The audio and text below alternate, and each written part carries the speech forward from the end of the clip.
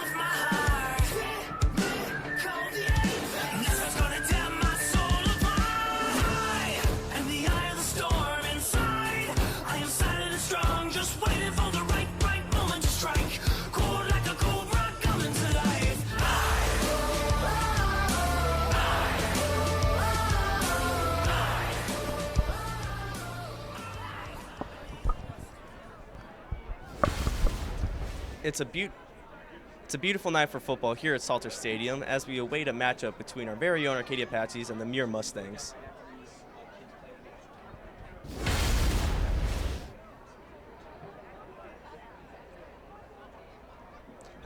Hello and welcome to another Apache News live stream brought to you by Foothill Credit Union. I am Mal Weiner. And I'm Daniel Black, and we've got quite the game in store for you today as Arcadia nears the end of their regular season following an electric game against Pasadena.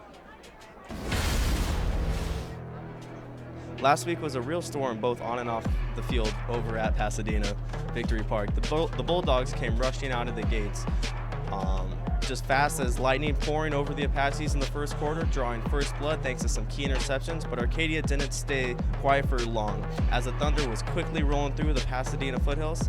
After falling behind 7-0, the Apaches answered back, eventually taking a 21-14 lead by a half, and after that it just kept on rolling on, eventually leading to a 38-21 victory.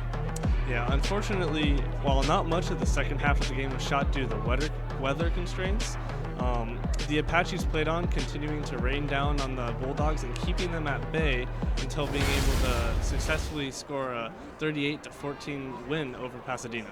But enough of last week's game. Now we're going to send it down to Claire on the field, getting an interview with Coach Pollocky, giving a little bit of insight into the following game. Hi, I'm Claire, and I'm here with the head coach of your Apache team, Coach Pollocky. Last week we didn't start off too strong. We were actually losing, which is something that the Apaches haven't seen quite a lot this year. What are you going to focus on tonight to not let that happen and have to come back from behind? Things happen. You're not always going to play a perfect game every week. We understand that. So, I think we finally got the offense going a little bit. It was not the best game that we played all year. It was a little bit sloppy on both sides. I think we just need to learn from our mistakes, move on, and hopefully we'll play a better football game here tonight. Tonight you are playing the Muir Mustangs, who are one of the higher levels of your competition in the league. How do you think that you were going to do tonight? I feel good about it. I feel good about it coming in every week. I'm confident in our guys and our team, and I think they're well prepared. They worked hard this week. They worked hard up to this point this season, so we'll come out here tonight and see how the chips fall. But I'm definitely feeling pretty confident. Thank you and good luck tonight, Coach. Thank you. Back to you guys in the booth. Thank you for that, Clara. Insightful as always. All right, now it's time to meet our starting players for the game.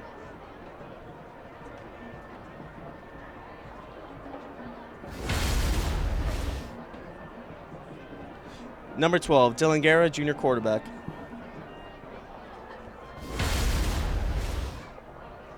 And it seems like our player cards are having a little bit of technology issues. It's all good. But we got to meet our quarterback. Number 2, DeMarco Moore, senior running back and strong safety, sporting a very nice shower cap.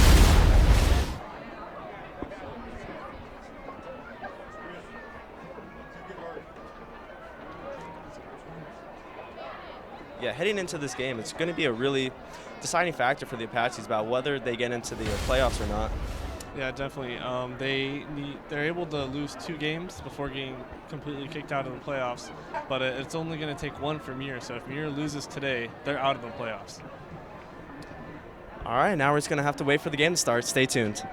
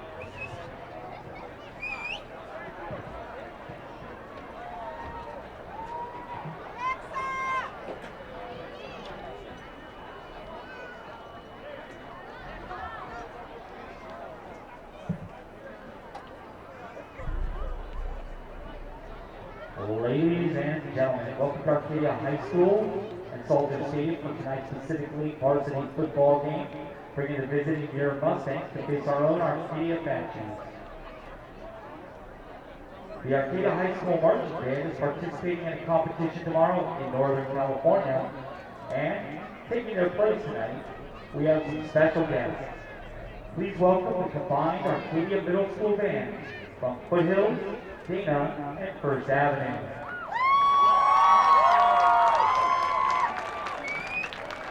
And now, would you please rise and join us in our national anthem.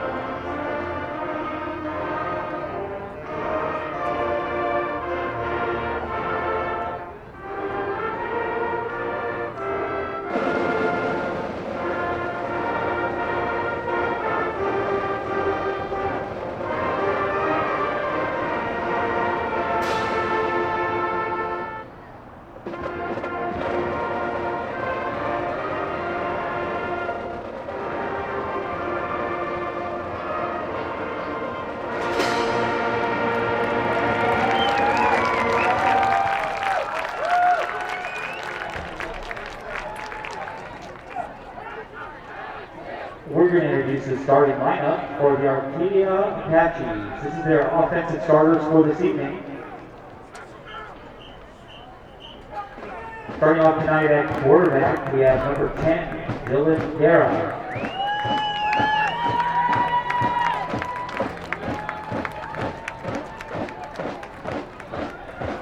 Starting off tonight at running back, we have number 2, DeMarco Moore. At wide receiver, number 1, Rolandis Whitener. At wide receiver, number 9, Frankie Contreras. At wide receiver, number 13, Ahmad Lipscomb. Also at wide receiver, number 3, Jamari Kimball. Starting out at tackle tonight, we have number 52, Cosette Mannings. At guard, we have number 50, Leo Lives. At center, number 60, Anthony Leon. At guard, number 55, Milo Loretto. And rounding out the starting lineup tonight at tackle, number 54, Jake Fetters. Tonight's officials are referee Tim Dow, umpire Michael Wallace, head linesman Will Fortner, line judge Dave Cater, and back judge Robert Planchek.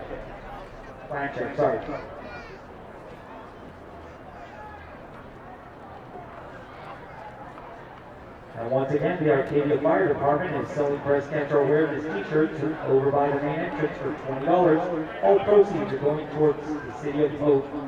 It's located over by the entrance. We'd appreciate your support, and it's a great cause.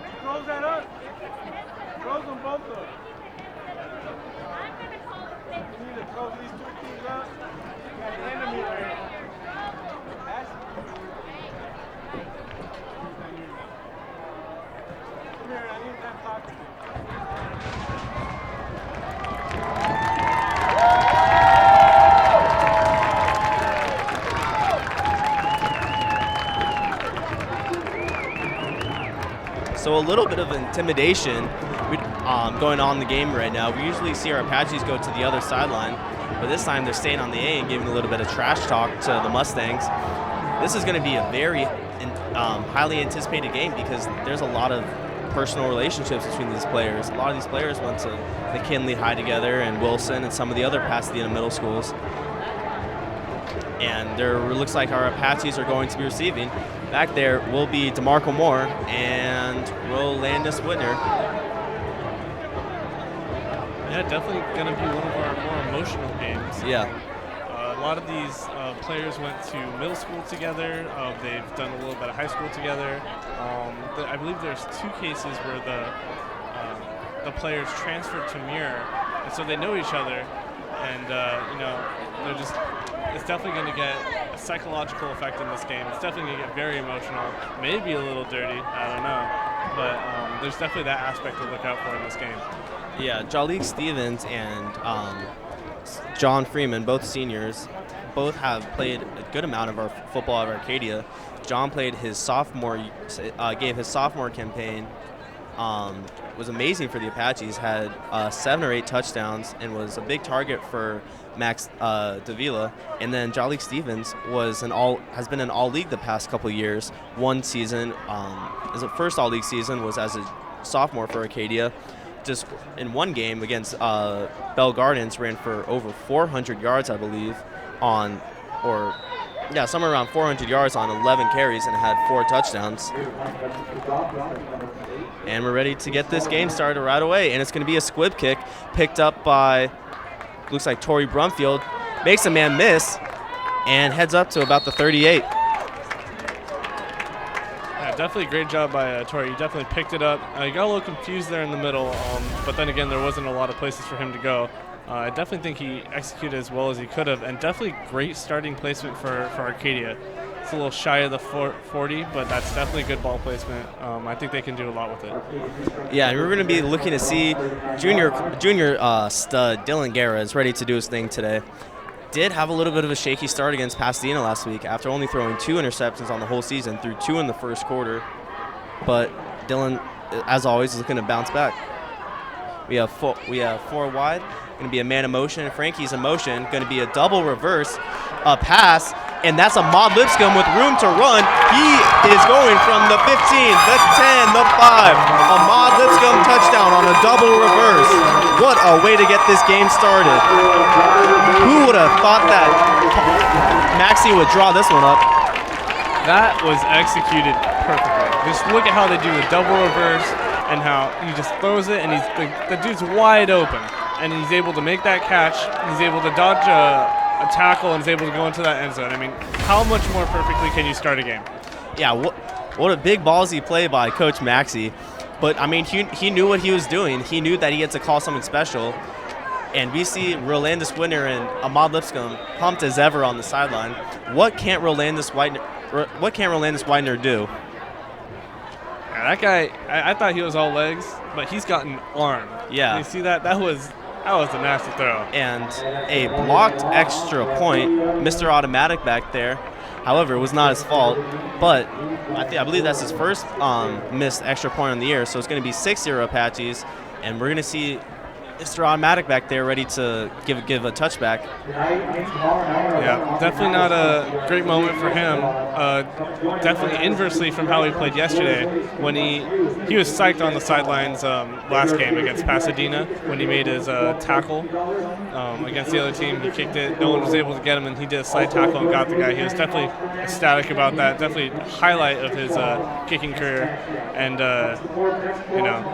this may not have done wonders for him right now, but you can tell that he's a good kicker overall, and that he's definitely going to pop back from that. Yeah, Rolandus Weiner threw a complete knuckleball to Maud Lipscomb, but somehow was able to muscle it up before getting tackled. And back to receive for the Muir Mustangs is Jalik Stevens, and standout running back, but has had some troubles with grade in the past, and it seemed like he wasn't able to keep up with Arcadia and goes right into the end zone. This game cannot be going any better for the Apaches. And now it's time to see what Brian Love, quarterback senior, 6 feet, 160 pounds, can do for this Muir offense. Yeah, we haven't seen Muir yet this season, but we are going to see him today. And their quarterback, Brian Love, is we're going to see what he can do with the ball this time. Looks like they're going to set up now, and let's see what Muir's made of. Yeah, one of his favorite targets, Marius Harrison, is a complete stud. Also on the baseball field, was running down fly balls left and right against the Apaches last year, and was one of the reasons why Muir proved to be a legitimate contender when it came to playing in Pacific League.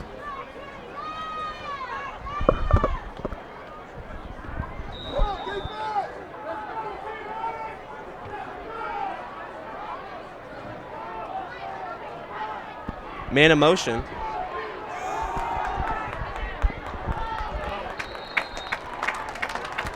And gets stopped for a couple yards. Number 56, Jones, on the tackle for that one. Looks like Muir tried to run the ball. Definitely got trapped in the middle there with Arcadia stopping the run and giving Muir a run for their money.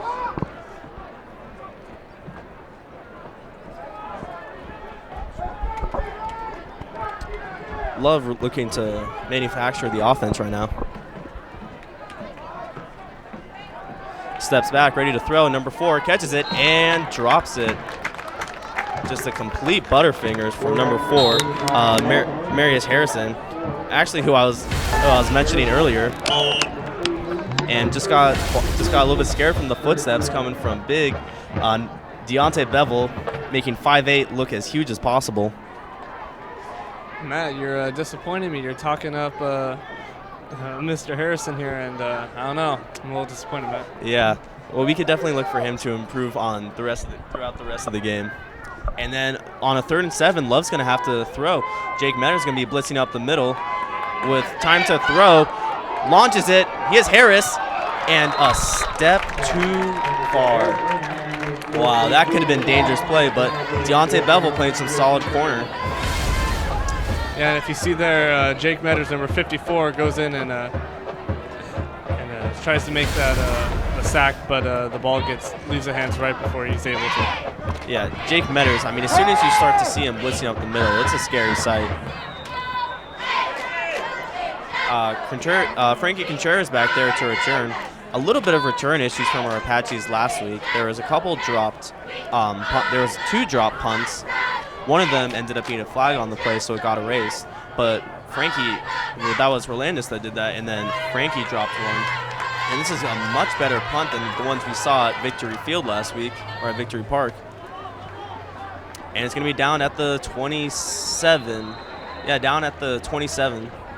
Our Apaches looking to keep on rolling. Maybe might see some more trick plays. Who knows? Yeah, let's hope Arcadia can keep on this fire and keep showing Muir what they're made of. Maybe get some early points in this first quarter and an early lead on the game. Yeah, we can really see DeMarco Moore getting more involved with this offense. I wouldn't say he's had a particularly bad season, but he's had some trouble getting just anything started lately when it comes to just straight up run plays up the middle, and that proved to be one of our best factors until winning last week. I mean, he broke tackle after tackle on every play. Yeah, even throughout the second half as well of that game. Yeah, he's playing really well, even in the rain, and that's an impressive thing, especially in football. All right, Guerra ready. Guerra has trips right, has a man in the flat, looking to go deep to Dylan Wright, but sacked. You see number 53, Ramirez getting in there, junior, 6'1", 220. Yep, he was looking to go deep, and he ended up going deep in the AstroTurf. Very true. And making it 2nd and 18. Probably has to go back to a pass play right now after a loss of 8 yards. And he's going to be to DeMarco going up the middle and stopped for almost no gain. So if this is a demonstrative of anything, it's going to show us that Muir is on to Arcadia's running game. And so this game, we might actually be seeing a little more of the passing game than the running game. Yeah, it looks like they're going to set up for a pass right here. Yeah, trips right. Let's see what Maxie has called.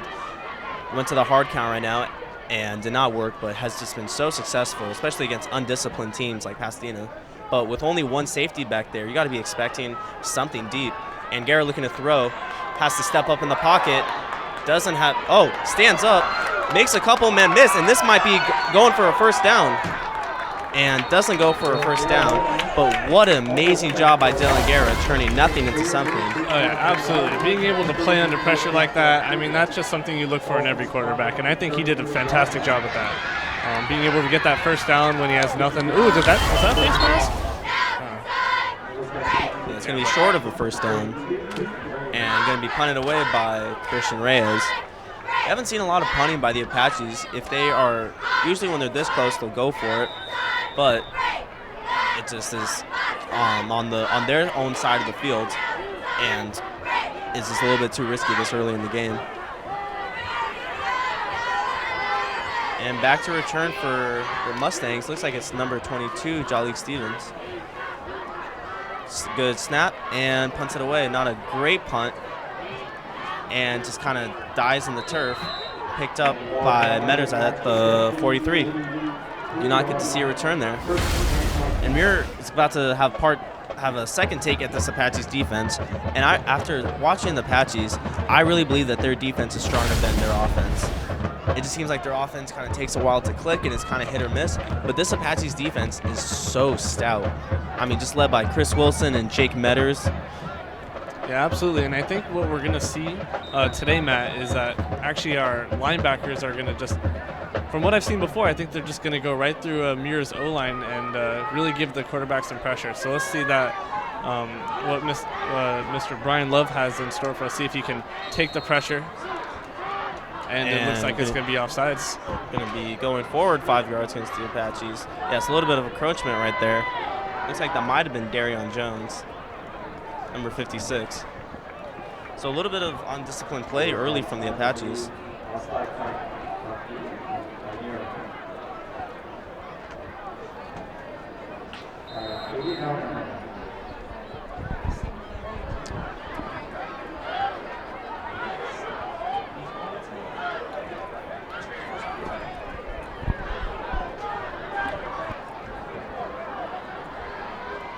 And I'm not sure why it takes this long to know how to figure out how to call an encroachment. Oh, it's actually a false start on Muir. So instead of a false, so it's going to be 1st and 15 instead of 1st and 5. Definitely got to be looking for Darion Jones.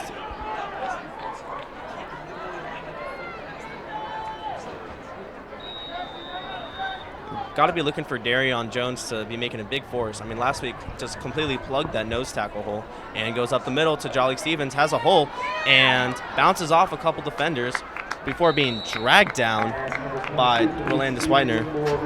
Yeah, definitely a great job by Rolandus. You know, he's always on top of the play, always able to prevent those big plays by Muir. Or it looks like that was number 8 or number 5 Deontay, but I'd say it was number 8 right there. Nashawn Keith. And on a 2nd and 11, Muir's going to start to try and get this run game established. This is their bread and butter. They have a pretty big offensive line, and you just already see how effective Jolly Stevens is. Just so fast and quick. And a timeout by the officials. And here we get to see number 53, not listed, but transfer from Muir, has just been on the sidelines waiting for his transfer games he has to sit out to get over with, and now he's able to make a big difference on this Apache's D line. Yeah, let's see if he shakes anything up, being from Muir and all. Yep. And Love looking deep. Love looking to step up. Has a man, and an incomplete pass covered there by Dylan Wright, number 4. Yes. Yeah, Love is getting time to throw. Yeah, it was definitely good defense by Arcadia. They're able to stop the ball and just definitely stop that big play right there and provide some really good coverage. Yeah, I mean, even though it's a ton of jokes for how tall and lanky he is, and he hates when you call him frozen or pencil body, but that's one of his big advantages. Oh, Meadows coming right up the middle, and on a run play, Jalik Stevens on a 3rd down gets a couple yards, and we can already hear right below me is Francisco Contreras' dad, the original Frank Contreras, talking trash to the Muir offensive coordinator, telling them that they could only run, and if they run, it's not going to be very successful. And they're going to go on 4th down. Might be going to try and draw the Apaches offsides, and if that doesn't work, going to call a timeout and punt. That number 22 is just pure lightning. He is just fast, and if Arcadia's defense was anything less than the spectacular defense that it is, I think they'd be able to make some great running plays against Arcadia. Looks like they're going to change the teams up a little bit on your side. And we're going to be having a big substitute. Yeah, so like I said, they were going to try and have they took the delay of game, so they were trying to draw the Apaches offsides, and when that didn't work, they ended up, are just going to end up punting it. And back to receive is Francisco Contreras.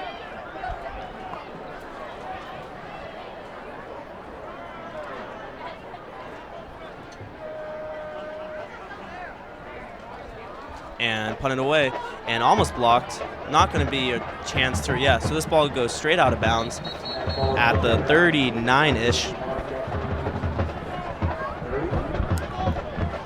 Or excuse me, at the 30, my apologies, or the 29. Yeah, so ball going to be down to 29. Not great field position for our Apaches. So, this game's going to be much more clean than Pasadena last week. I mean, in my opinion, Muir is a much, much better football team than Pasadena. Yeah, and they're definitely showing it tonight. They can see they're definitely going back and forth between with Arcadia here. Arcadia's only points on the scoreboard right now are from that amazing play at the very beginning of the game. But since then, they've punted it back and forth once now each. And, they weren't really able to make any scoring or many large plays against each other. It's just kind of, we saw them here last play too, but now they have some more downs to work with. Looks like they're a little more back in the field position than they usually used to. Holding on the punt return. So definitely not as much room for Arcadia to work with as they usually used to working with. But let's see what they can do with it. And run to Torrey Brumfield, makes a couple men miss, and might be a block. It looks like it was possibly a block in the back by number 60. Yeah, it's going to be it's a hold. I believe that was Anthony. Looks like that was Big Anthony right there, holding.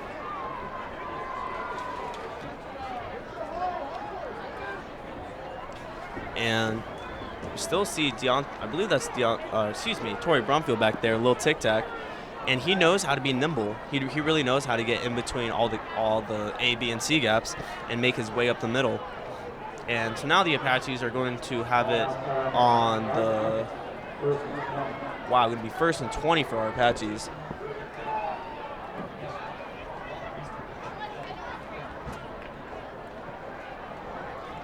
This might be a kind of a repeat of the Pasadena game in terms of flags. Yeah, a lot.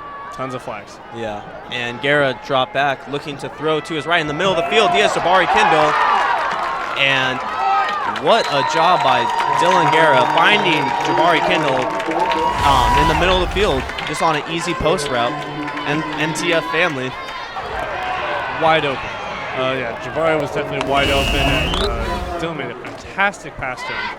And that was just definitely a good play. Now Arcadia has some field room to work with, and I think their offense is going to be at the prime.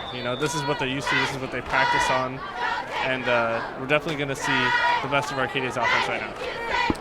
Yeah, I mean, Jabari Kindle just knows how to find open space. And it's going to be a run to DeMarco Moore that just goes for nothing. This Muir run defense is super stout right now. DeMarco not even being able to be dragged down, but our Apaches are going to have to make a change when it comes to just what we do with our linemen. Muir is just shutting down Arcadia's run game today. Arcadia is not able to make any large yardage plays with their runs, and most of them have just gone to naught.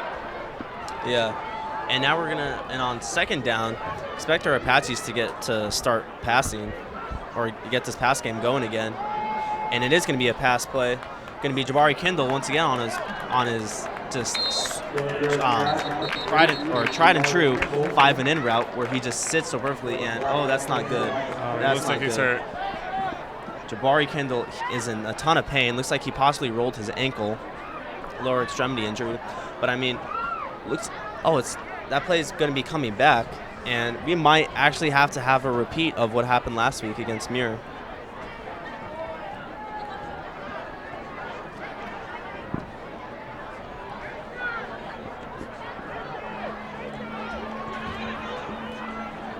Looks like Jabari's there getting treated by our trainer here at Arcadia. Jack Sessions. Mm-hmm. Yeah, he's definitely he's palpating the ankle. I could tell from the way he was holding the ankle. Jack assumes that it's a rolled ankle, and you could definitely even see in the previous footage that he rolled it inwards and a little bit, and the toe was down. So that's definitely prime. That's how you injure your ankle, really. And we have Guerra dropping back for a screen pass to Frankie Contreras, finds some open room and runs into his own man. Dorset Manning not able to get upfield and just runs a Mark Sanchez butt fumble, but without the fumble. And you see how he's trying to have Dorset move up. He's trying to have Dorset move upfield, but just ends up kind of tripping and running into him. And on a 3rd and 7, our Apaches are going to be looking to pass, and a lot of confusion all around. Going to be a timeout on the Muir side, I believe. Timeout on Muir. Yeah, so we've seen a lot this game, Matt. We've seen a lot, and we can tell how the game's kind of going to go from here in terms of Arcadia's run offense, and we can tell that Muir's pretty much going to shut that down, but we also know that Arcadia has a lot of surprises too. Yeah. Like we've seen at the beginning. The double reverse pass. Mm-hmm.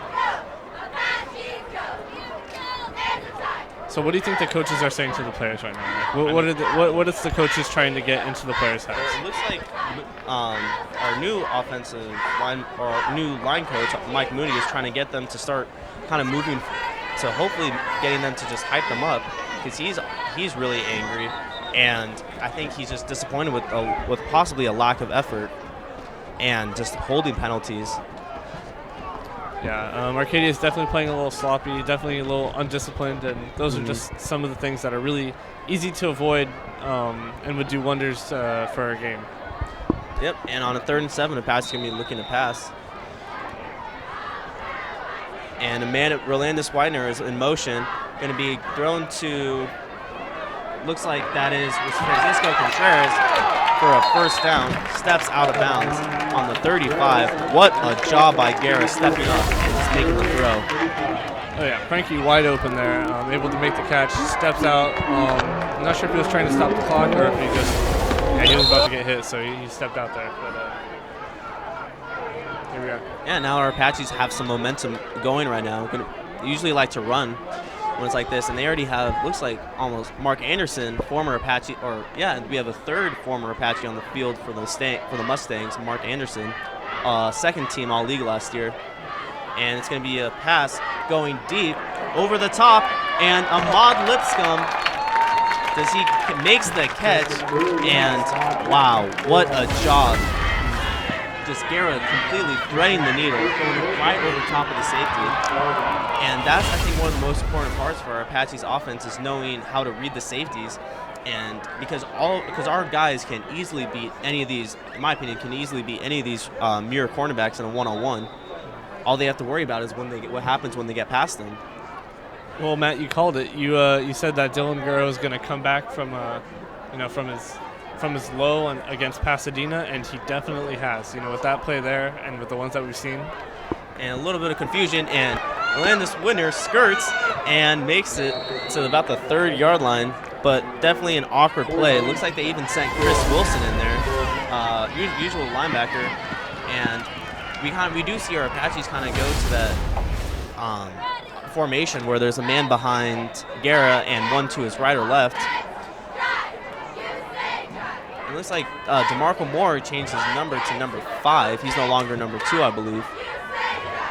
No, never mind. That's still Deontay Bevel. Yeah, DeMarco Moore in the backfield. And Guerra keeps this one, and that's going for 6. Dylan Guerra makes this game 12-0. And a lot of good trash talk going on right there. But on the QB keeper, reads the D end and does that perfectly. More trickery from Arcadia, and it looks like it's working out well. Dylan Guerra definitely, stepping up to make the big offensive play when he had no one else available there, and definitely paid off. Yeah, just doing a solid job of knowing when to give the ball away and when not to. And after a really kind of awkward play before where Landis Weiner had to save it, Guerra steps up, and now we get to see Christian Reyes hopefully to make it 13-0 after having one blocked earlier, and he does make it 13-0. So 13-0 Apaches.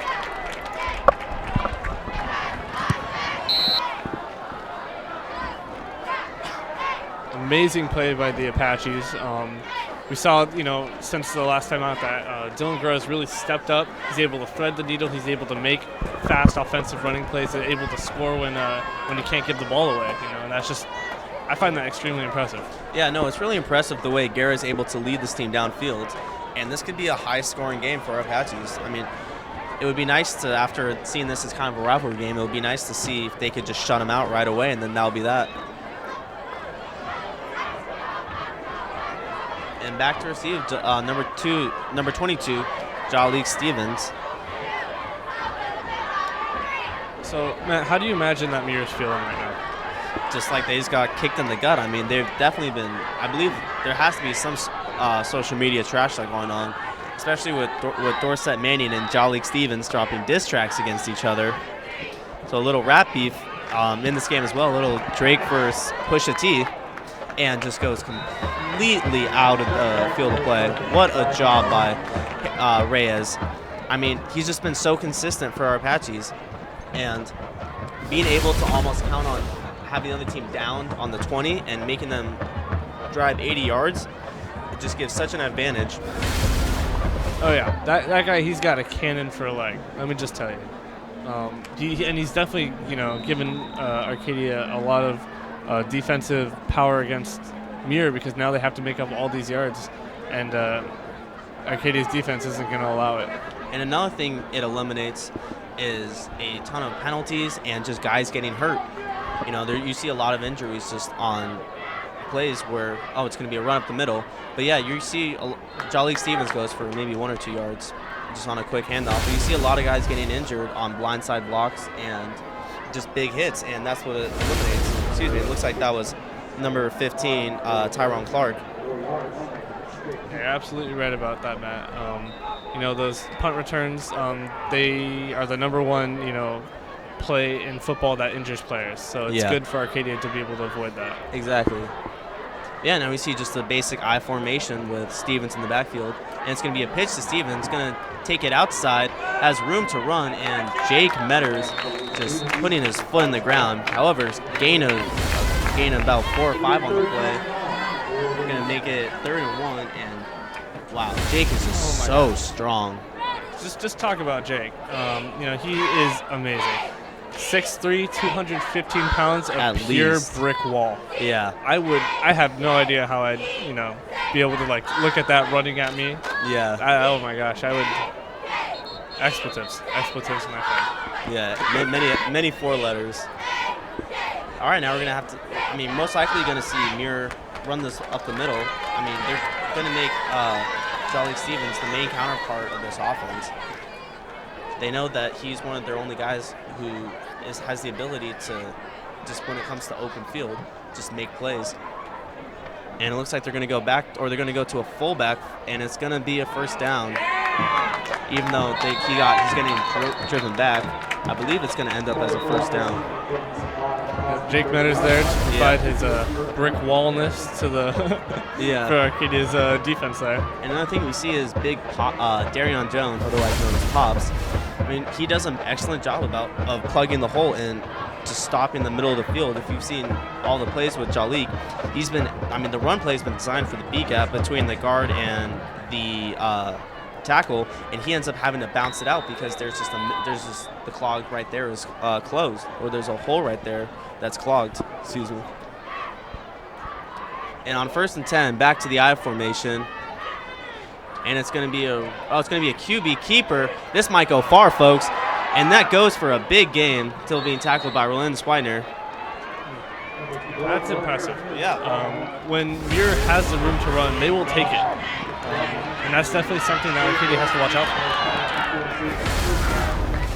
Yeah, it looks like that was Andrew Harrison. So the Harrison twins are pretty well known throughout the area. Just complete studs on when it comes to football and baseball, and are just, I believe that they're on CBA, which is a really just renowned travel ball team that has tons and tons of guys going D1. And I believe they're coming off all league or all Pacific League honors when it comes to baseball, especially Amarius in center field. Looks like we have a timeout. Ball's on the 53-yard line. It's going to be Muir's ball, and we have a timeout by, I believe it was Arcadia. Yeah. But ball on the 47. Patsy's ready to stop this Muir run game, because that's all Muir really has. They've tried to throw it, and our corners have just been way too stout. I mean, they've just really been giving no breathing room.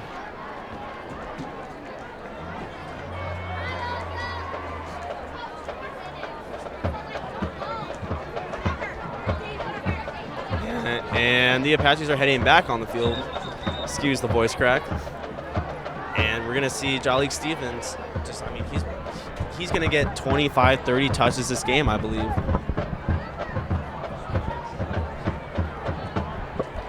Yeah, I mean, but after a while, one thing we've noticed from our Apaches is that they know how to stop. They know how to make an adjustment. They always, the last couple of games, they usually just come out kind of slow and lackluster and end up improving. You see number big 21, Andrew Bailey back there, ready to make it. And a solid job coming off the end by Nashawn Keith, defensive end junior, just making an incredible campaign. And you see he goes right for the ankles right there. And then looks like that might have been DeMarco Moore coming in for the big hit, but Nashawn Keith stops Stevens in his tracks. Oh, yeah. Fantastic play by Arcadia. Definitely a good stop. And, this really just shows how versatile of a team Arcadia is. And they're able to make those adjustments and really shut down Muir's running game. And if they can do that, they're going to shut off their whole offense. And that's going to be their key to this game. Yeah. And ball goes back to Stevens, who runs into his own man, takes it outside looks like it might have been a first down. And a flag coming in late, it looks like, might be. So you see how runs into his own man, and Pops is not able to make the tackle. And late hit right there. You saw it right at the end.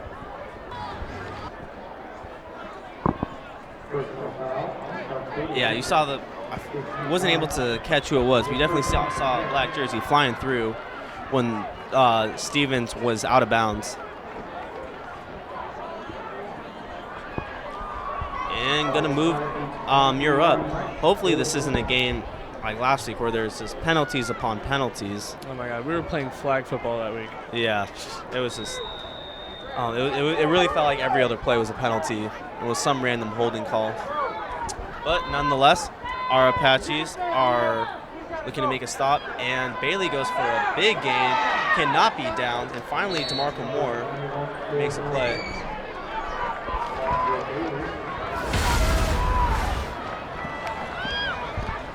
solid job just not beating him with the tackle. Finally getting him down.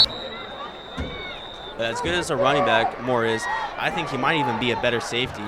I think that really just exploits how fast he is and just how strong he is. Because when he's able to make a tackle in open field, he rarely misses.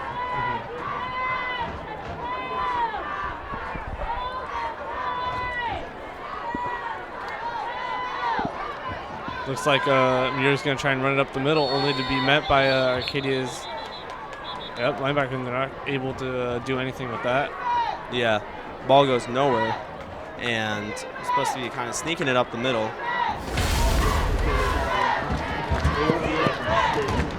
Have you seen Muir throw the ball much this game, Matt? I mean, besides the first drive, there really hasn't been any sort of pass game. And I mean, and I believe that it's because Brian Love started out the game 0 for 3. They tried to get aggressive and go deep, and it just really never worked. On a 2nd and 6, another pitch to Jolly Stevens, and another great tackle by Nashawn Keith. Nashawn Keith, I mean, look just the way he's able to get off the block, find the ball, and tackle him. And getting a little bit of breather heading out the game. And it looks like this is going to be the end of the first quarter. So first quarter, Apaches are up 13-0.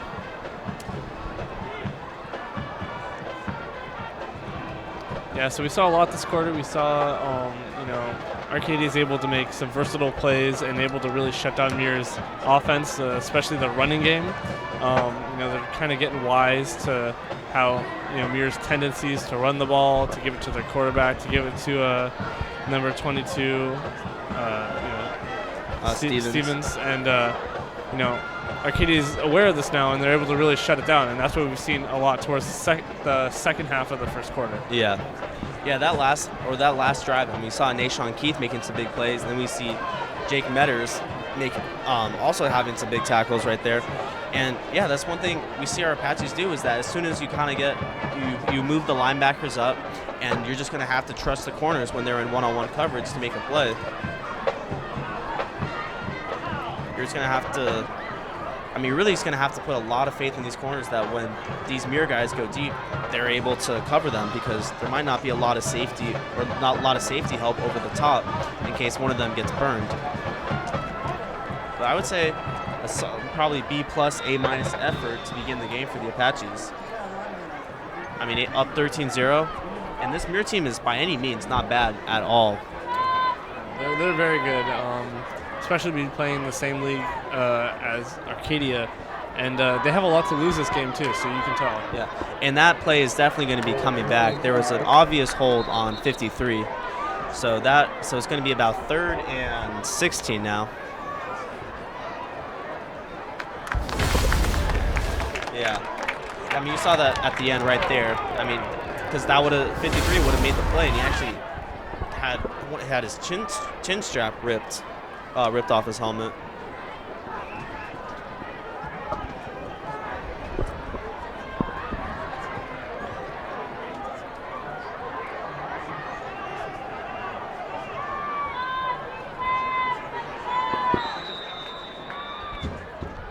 It looks like Jabari Kendall is still having some ankle issues. Hopefully he's going to be able to get back into the game, but the way the Apaches are playing, they might not need him. But as always, it would be nice to see Jabari do his thing out there. It's just incredible how fast he is and how crisp his routes are. Yeah, definitely be a big loss for Arcadia to have to lose him this game. And Love stepping back is going to have to throw, looking deep for the end zone. That ball's deep, and it is covered perfectly by the Apaches. Looking for number 9 Snowden out there, and has no chance of catching it. And Love begins the game 0 for 4, I believe. Or they actually switched quarterbacks. Now it's going to be number 12, Andrew Harrison's back there. Baseball player, has a huge cannon and a big arm.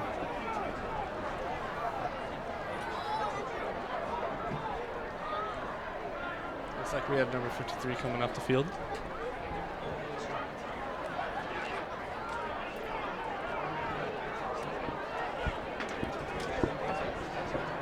And on a 4th and 20, Harrison looking to go back to pass, has a ton of time, nothing but time, and they're going to have to stop him, and they will. I mean, just runs out of bounds, has nowhere to throw. I mean, I'm telling you, this Apache's secondary is not to be messed with. I mean, he just has nothing but time, and he's just is forced to run it out for a couple yards.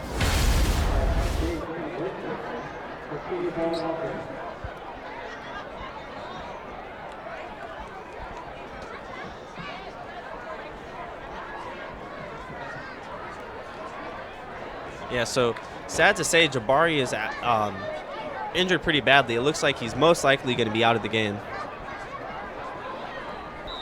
So it'd be sad to see that happen because just so much talent, and hopefully it's not an injury just stopping him from playing in the future.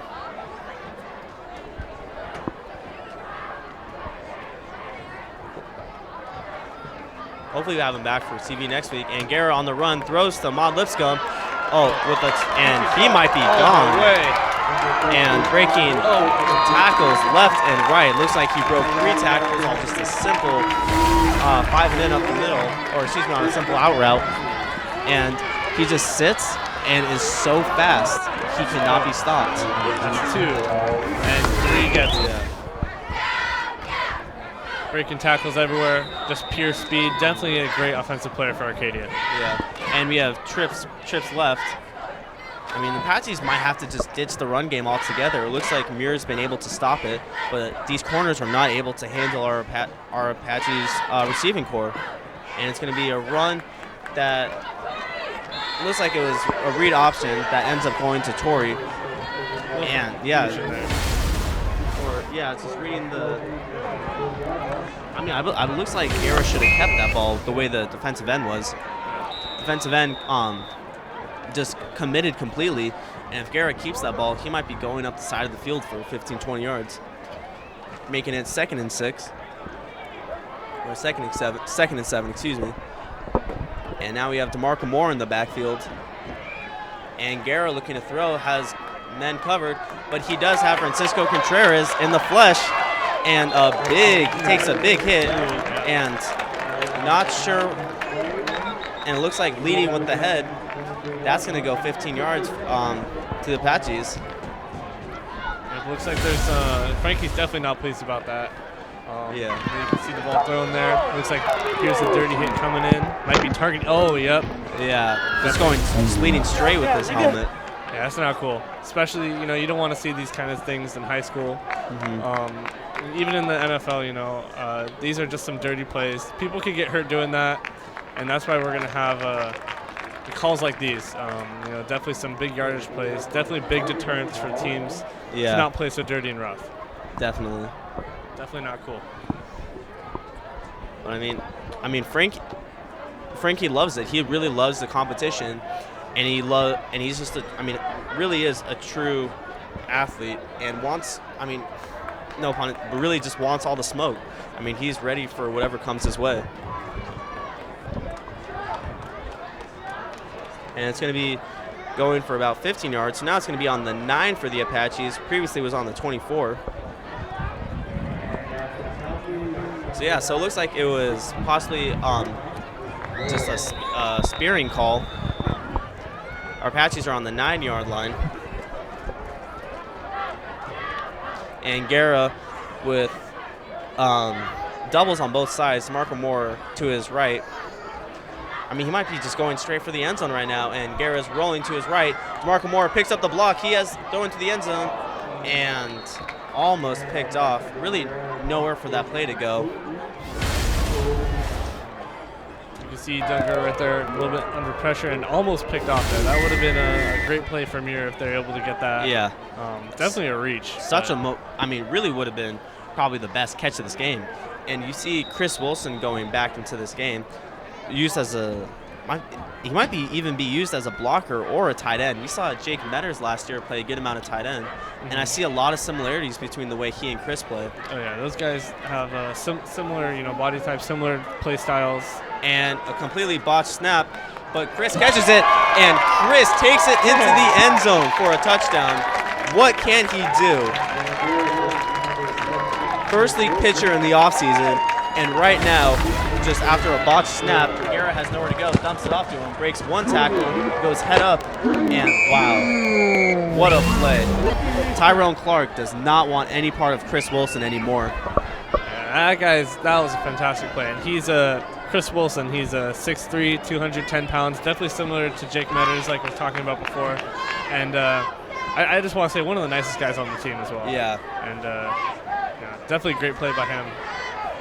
And Christian Reyes makes it 20-0. So after what looked like a failed play, Dylan Garris rolls to his left, dumps it off to Chris Wilson, and Chris Wilson takes it in for a touchdown. Arcadia making some headway against John Muir today. Yeah, I mean, this is going, one thing I've noticed with the Apaches is that they play up to the level. When they play they know how to play up to a team, and they know how to play down to a team. So we see against a team that's much better than Pasadena Muir, they're much more lively on offense. They have a lot more enthusiasm. They're ready to get everything going. But when they're playing a team like Pasadena, who's much worse, they're a little bit sluggish out the gate. And that's evident, and that was very evident when, it looks like, I believe that at one point last week, Pasadena was up.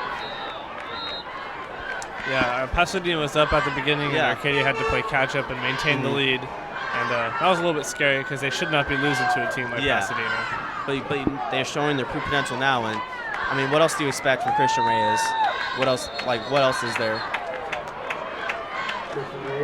And going to be down at the 20, but we see the Apaches are playing probably one of their better games of the year so far.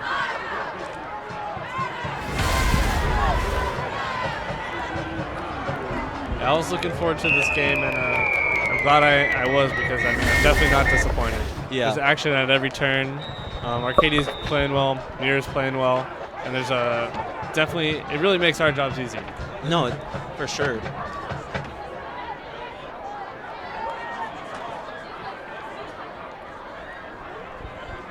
And the Dodgers, sadly, are losing 2-5 at the top of the 6th. And just hopefully they're able to squeak it out. And a run play to Stevens. This might go. Oh, and a fumble. That might be going to the Apaches. What a play. Yeah, Jalik Stevens does a front flip on the 35 and just a direct snap. Let's look at this hit. And boom. Ball flies out. Yeah, that's the Arcadia football. Oh. The So refs are going to have to discuss this one. We didn't see the hit. Wow. Very well. He could have been down before, but I doubt it. Yeah, what a play. We might have to tell Jeremy and Rod to give us a couple more replays of that joint. What a hit. Wow. We're going to see it again here. And so we see who's the culprit, and it looks like it was Francisco Contreras. Wow.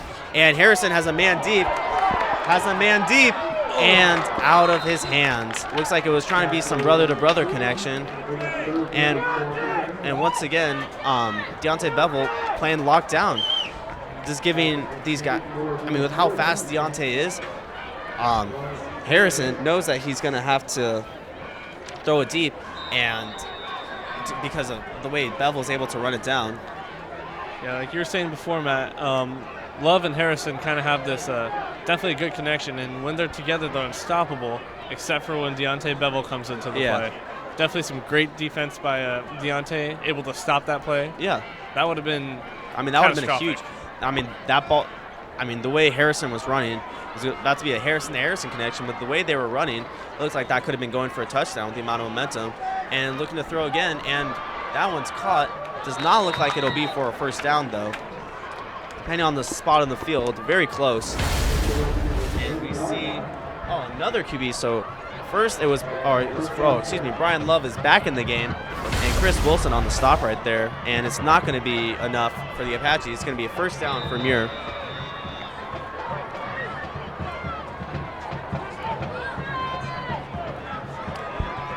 And with trips right for Muir Mustangs, after I believe that was Love's first completion on the game. And it's going to be a pass on to the flat and nowhere to go. Wow. What a job. Looks like that was number 20. Of course, his number is not listed right here. But you see number 20 being able to find Love and wrap up and just roll him to the ground. Yeah, definitely fantastic play. I think Arcadia is actually starting to get into Muir's head a little bit. Yeah, it does. It seems like there's a lot more talking. Mm-hmm. Yeah, the emotional aspect that we talked about towards the beginning of the game is definitely making itself evident here.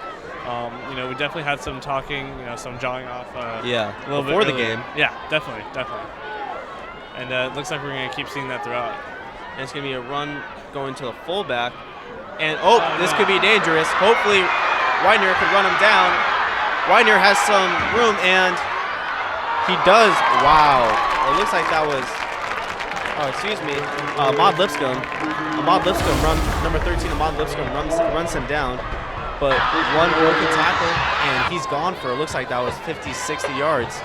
Ball down at the 9, I believe, or closer, at the 5. Hopefully our Apaches are able to make a stop. But a run play up the middle with, looks like Darion Jones is not, Darion Jones is not in the game. I mean, he's their main nose tackle. Yeah, I mean, that's their guy. That's what he's supposed to do, is plug the hole. And going to go back to it to Jalik Stevens, who is going to go for. Looks like they tried to run it up the middle. Didn't really work out. I mean, got a couple yards there. It looks like it's going to be on the second, so it's going to be second and goal right now. It's going to be second and goal on the 2.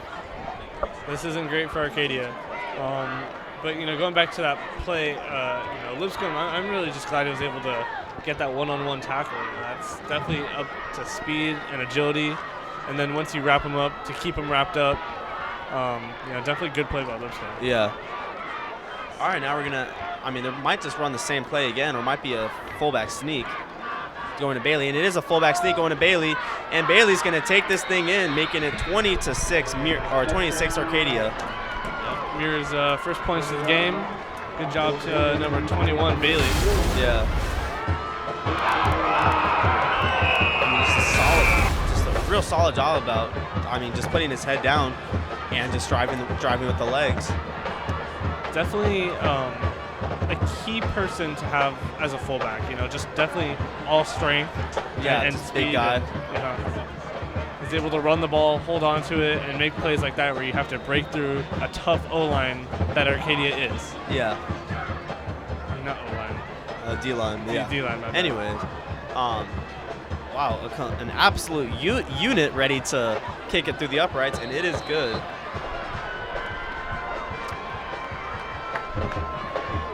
I've been waiting for Muir to kick off the ball. Yeah, so now we get to see.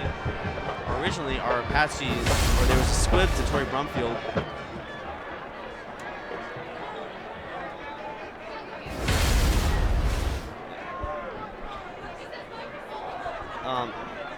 Wow. Whoever made this deserves to get fired. Can you guess the logo? I don't know. Are you illiterate? Yeah. If you're Stevie Wonder, it might be a bit difficult. Oh my God, Matt. But all right, now we get to see, hopefully, a chance to watch Relentless Widener and DeMarco Moore do their thing. Yeah. Whoever did that really, really messed up. That wasn't good. These questions got to be like Arcadia standard, Make yeah. Them, like Johnny. Looks like that was Monrovia standards. Oh, Arcadia standards are like Johnny has 4 apples, he gives 3 away. Calculate the mass of the sun. Yeah. All right, and it's a little bit of a better kick. Widener takes it from about the 15, takes it up to the right side of the field, looking to go outside, and doesn't go for much. Has some big plays. I'm not seeing any flags, which is nice for a change. Nice. Ooh, that was a big block hit. by DeMarco Moore. And that was even, I would say that was a late hit by number 5, Scholl right there.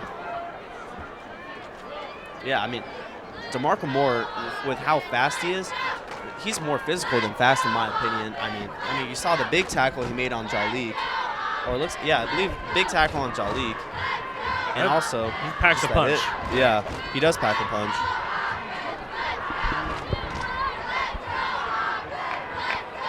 All right, and Guerra with trips left, with 6:09 left in the game, 20-7 Apaches, ready to make it, and it's going to be a run up the middle, and and that play is going to be coming back. Finally, the Apaches have some success running the football, and it's going to go back. Yep. Or it looks like that was, Deontay Bevel running the ball right there. See if we can get it. Yeah, hopefully we can get a replay right there. Yeah, see where the holding was. Yeah. 'Cause I don't know about you, Matt, but I didn't really see anything on that one. Or a replay. Oh, yeah, so big holding there makes it 1st and 20. Going to have to go to a pass game, and when the Apaches have had to pass, it's been pretty successful. But after starting off the play with the double reverse, we haven't seen much trickery since. Well, we saw the QB sneak. Yeah. That was pretty cool.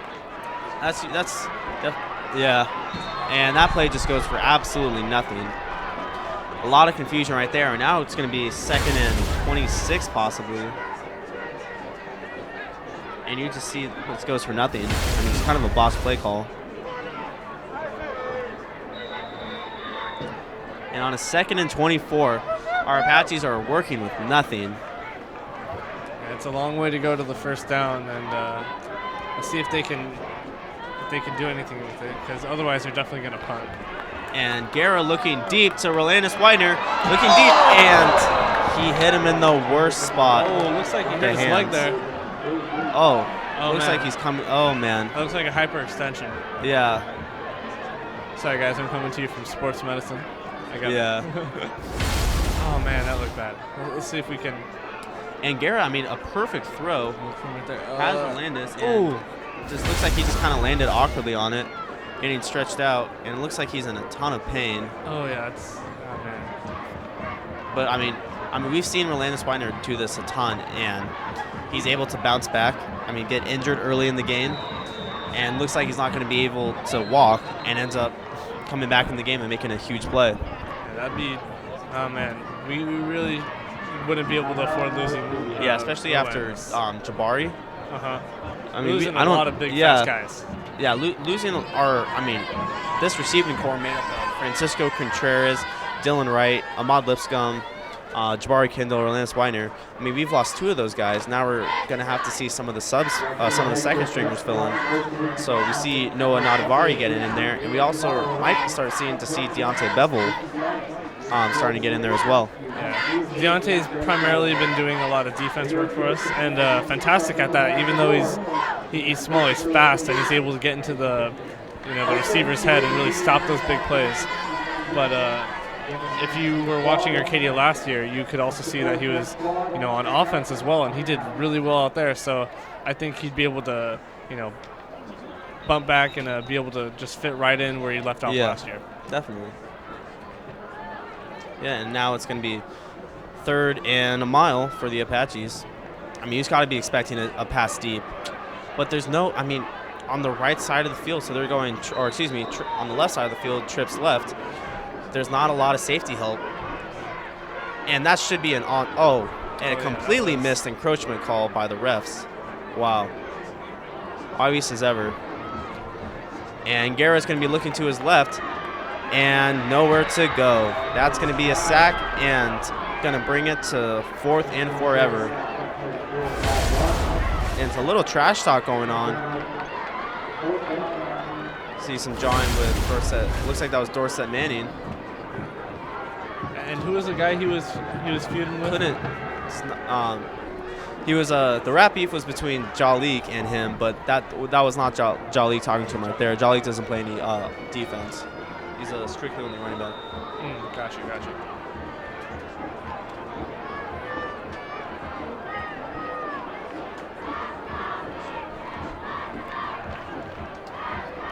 And Reyes punting from the back of the end zone, gets it away, and not a horrible punt. Hopefully this takes an Apache bounce. And yeah, it does to a certain extent.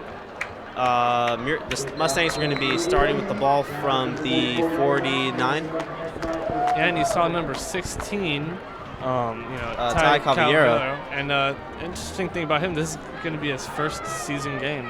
He's been injured for a little bit, and now he's coming back, and really excited to see him play. And he might, end up getting a little bit of playtime with a lot of our receiving core out, with Rolandis and Jabari.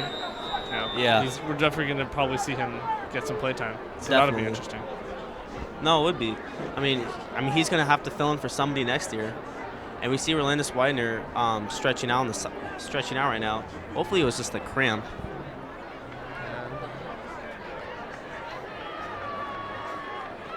And going to be a run to Jalik, a play action, and goes for nothing. Looks like that might have been. Is that Milo? Another injury? Oh, he's looking like he's able to get up. Looks like that was big. Michelangelo Loretto averaging a sack a game this year, and in my opinion, one of the most improved, probably the most improved player on this Apache's D. Has always been a really big guy. I actually started out as a quarterback when it came to summer camp, so his freshman summer camp, quarterback. He's too big to throw the ball. Then he got moved to wide receiver, and he realized and coaches realized he was too slow. So sophomore year on, turned to lineman, and it worked out for the best. Yeah. And a throw deep. And was that caught? What a play by Harrison. Deontay.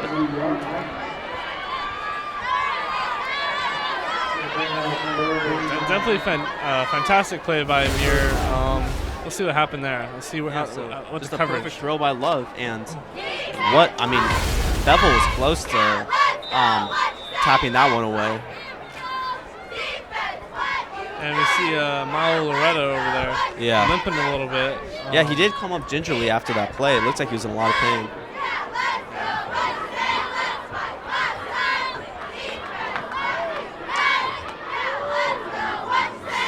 And on a should be first down. I don't know why. Anyways, it looks like, was that out of? Very confusing. It's going to be a delay of game. I thought that was a first down, but I guess not. I guess it was ruled an incomplete pass. The one with the... Yeah, the throw right there to Harrison. I guess that was ruled out of bounds. Huh. And so now it's going to make it 3rd and 13 for the Mustangs. And you got to be looking for Jake Metters to be blitzing right here. That's scary. That's a scary thought. It is a very scary thought. That just means our corners are going to have to play even better. And because Jake's playing middle linebacker right now, right? Yeah. Yep. Drake drops back in coverage. Love looking to step up in the pocket and has nowhere to go. And thank the Lord that number 7 Moore wasn't targeted or didn't catch the ball right there, because Jake was ready to lay wood right there. Oh yeah. Wow. He was just waiting. He was waiting. So much so that I think if he was looking at the ball, he would have been able to pick it off. Mm-hmm. But no, he was waiting for that guy to catch it, and he was about to. Oh my God, that would have been bad. That definitely would have been very ugly. And now it's going to bring a 4th down. Looks like Francisco Contreras ready to take the punt back. And a pretty solid punt. This might be returnable. He's gonna wave it off. Gonna be a fair catch at the 20. Patsy's gonna have 80 yards to go. 3:19 left in the half. So we'd also like to thank our sponsor, Foothill Credit Union, for making this possible.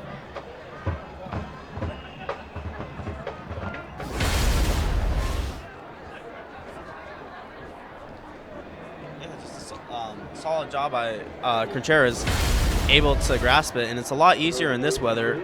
After last week he had a fumble on a punt return, it's just because it's so slippery. Oh yeah. And we saw our man Jacob just get absolutely crushed by Jake Metters right there. Now he knows what all these specifically teams feel like. And with doubles wide doubles on both sides, Rolandis Widener in motion, hand up the middle, goes for nothing. That was not just completely tracked by Muir.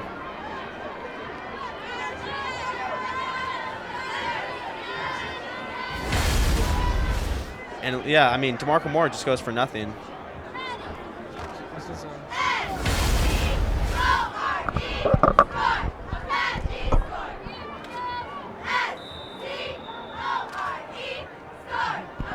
And Garrett's gonna have to make some magic here.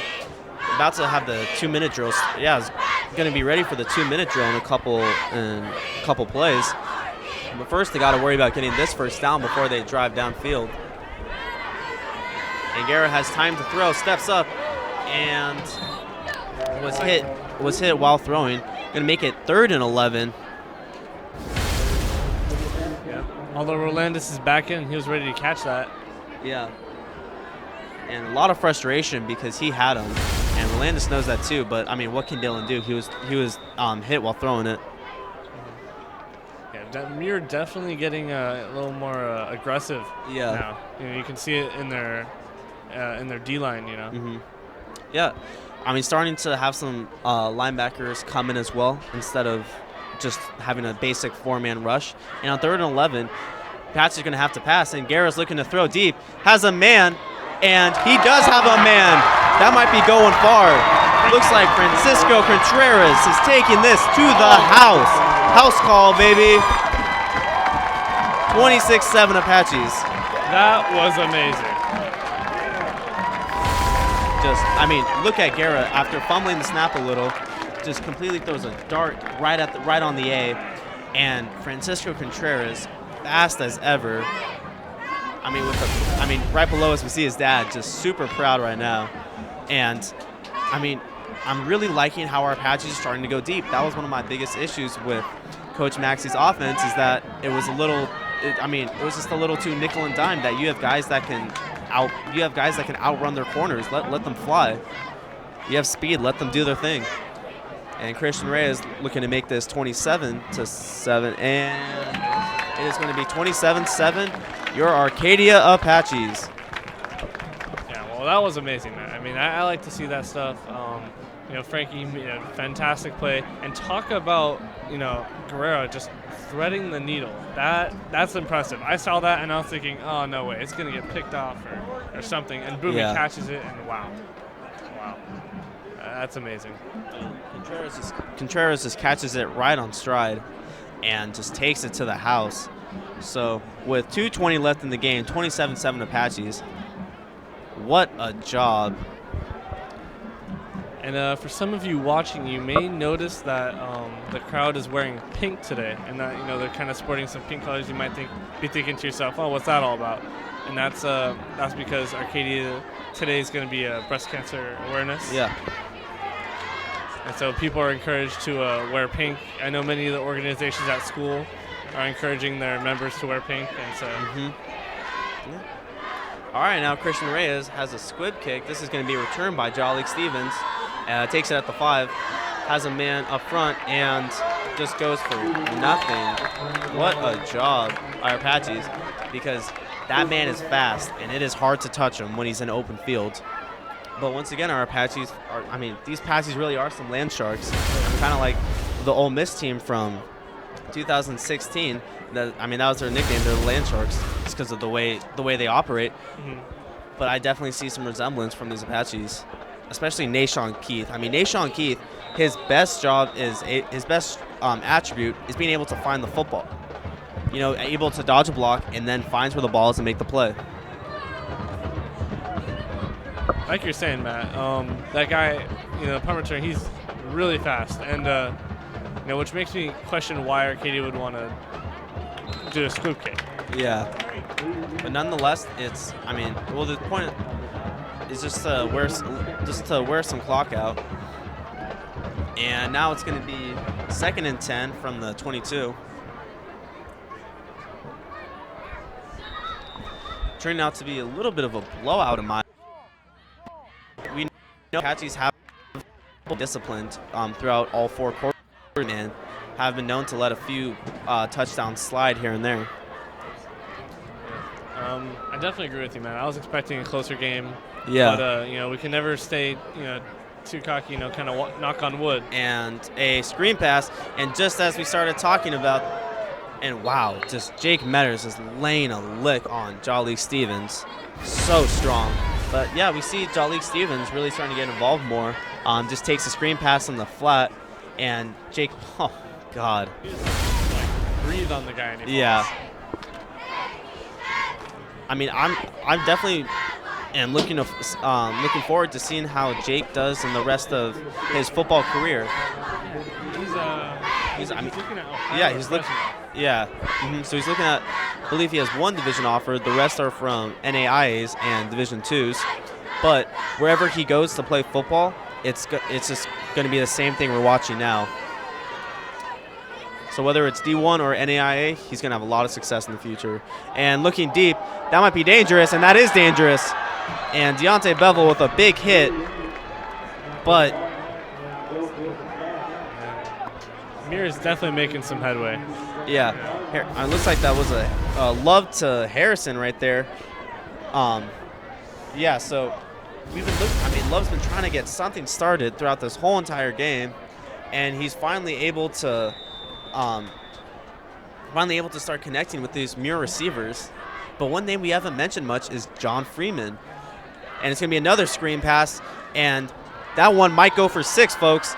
And, oh my God, another big tackle by Jake Metters. Oh my God. Jalik Stevens just goes, I mean, that screen pass, the Apaches have been biting. And,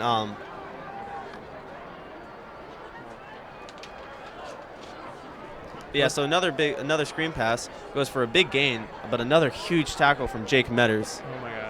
Yeah, if you run into Jake Metters, let's just say you're not going to be getting any more yards. No. He's just going to pick you up and throw you down. And what he just did to Jalik. All right, and we're just going to watch Jalik run it, and Jalik is going over and up. Let's see, is that a touchdown? And it is going for 6. Jalik Stevens goes over and just goes right underneath Jake Metters, but proves to be successful. Could have been a very ugly play. As soon as you decide to leave your feet, you don't know what's going to happen next.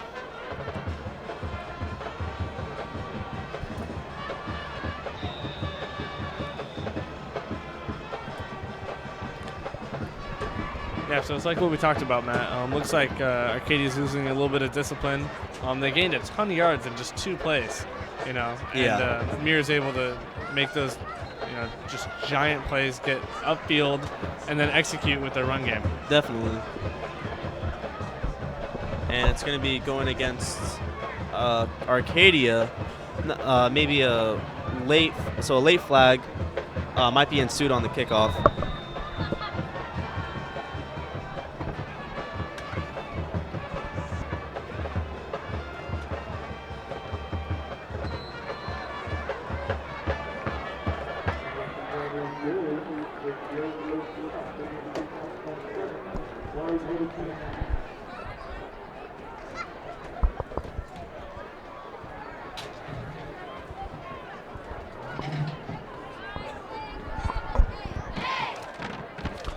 And while this Apache's defense was seeming really stout and completely covering this Muir, Jalik Stevens, just smothering him every play, a little bit of a different scenario right now.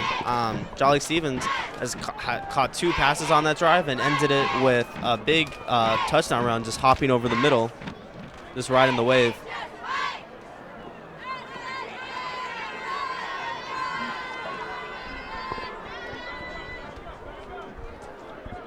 Don't know what the holdup is right now, but just some shenanigans. Both players ready to kick off and get the end of that second quarter over with. Yeah, just ready to get this half over with and moving on to the next. So a 2-possession ball game. Patsy's up.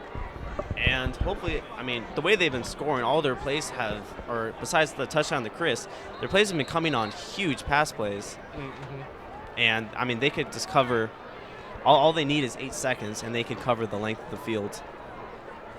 But yeah, I mean, so one of the highlights of this game is just the way Dylan Guerra has been playing. I believe he's had 4 touchdowns. Yeah, I believe 4 touchdowns.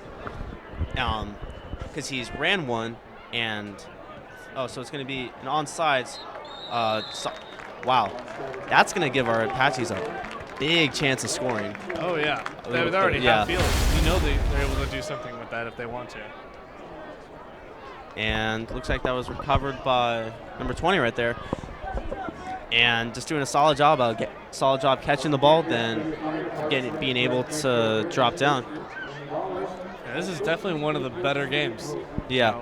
Especially with the way, like you're saying, Matt, David Guerrero's been playing. Mm-hmm. He's been doing a fantastic job. He definitely bounced back from last week's game against Pasadena. Yeah. The rain might have got to him. Mm-hmm. I don't know, but yeah, it definitely is much harder to throw in the rain. Oh yeah.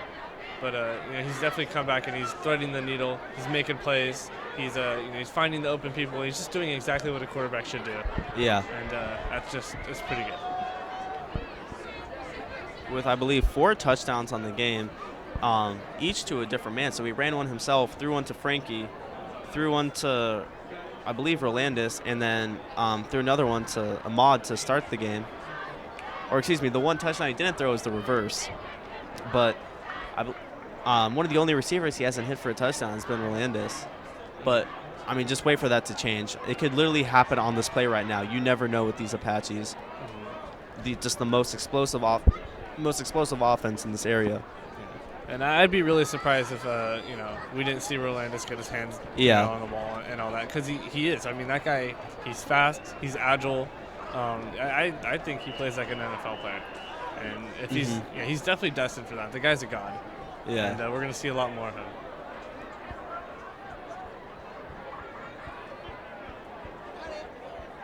And not sure what the delay is. Just typical referee shenanigans. But one thing we do not see Jabari Kindle out on the field right now. Sadly, I mean, might be already in the locker room, but I don't even see him on the sidelines. But Guerra drops back. It's going to be a screen pass to Maud Lipscomb. Maud Lipscomb has room and does not break the tackle, but takes it to the 23. He gets wrapped up by number 15 of Muir. Tyrone Clark wraps him up right there. Yeah, and Matt, were you saying that you can see Jabari? Yeah. Yeah, he's right there. He's on crutches. Okay, so Jabari is on. Oh, not a good sight to see. Jabari's on crutches, and Guerra drops back, has nowhere to go, and is wrestled down. Apache's got to call a timeout right now. And, yeah, Apaches are going to call a timeout. If Arcadia has any hope of scoring, they're going to try and stop the clock. Yeah. So look out for those plays where the receivers are running out to the side. We're going to see a lot of that. Although I actually think that Arcadia might go for some run game. They've been letting loose a little bit with passing game, and I think that maybe got near not so prepared to deal with their run game. And I think now is Arcadia's time to definitely explode with that and exploit the fast people that they have. Yeah, I mean, definitely running a draw right now wouldn't be a horrible idea. But just after the way Garrett's been playing with how accurate he's been, definitely just got to stick with the pass game. Maybe start establishing the run game in the second half. Yeah, and once again, we would like to thank our sponsors, Foothill Credit Union, for making this possible. And Guerra back there with doubles on each side. And looks like there will be no Jabari Kindle for the rest of the game, possibly. And the Maud Lipscomb is in motion. And Guerra ready to look towards the left side, has a man, and almost intercepted. That would have been a house call by Marius Harrison. Arcadia is so close to scoring. That would have been devastating if they were to get it picked off. And just does a perfect job of jumping the route right there. And it's going to bring 3rd and 16. Yeah, we see Harrison, or it looks like, that was not Harrison. Yeah, that was number 1, Wilson. Wilson on the play right there. And we haven't seen a lot of productivity from these Muir safeties. And on a trips right, going to be, like you said, a run play up the middle. This could be dangerous. And you called it, Daniel. They're going to be looking to go to the run more. And Now that they're really close to the scoring range here, I think they might be about 3 yards away. Oh, and look, they're going to go for it. They got the clock running down, and that's a first down. I mean, even the markers weren't even over there yet, so not sure what this is going to be. Apaches did an excellent job of racing to the line and being able to get the spike in. And with 26 seconds left, Apaches have four opportunities to get the ball in. Got it. I mean, might just be looking straight for the end zone. Nobody back there to protect. Guerra is throwing, and just a little bit of stretch out of Lipscomb's hands.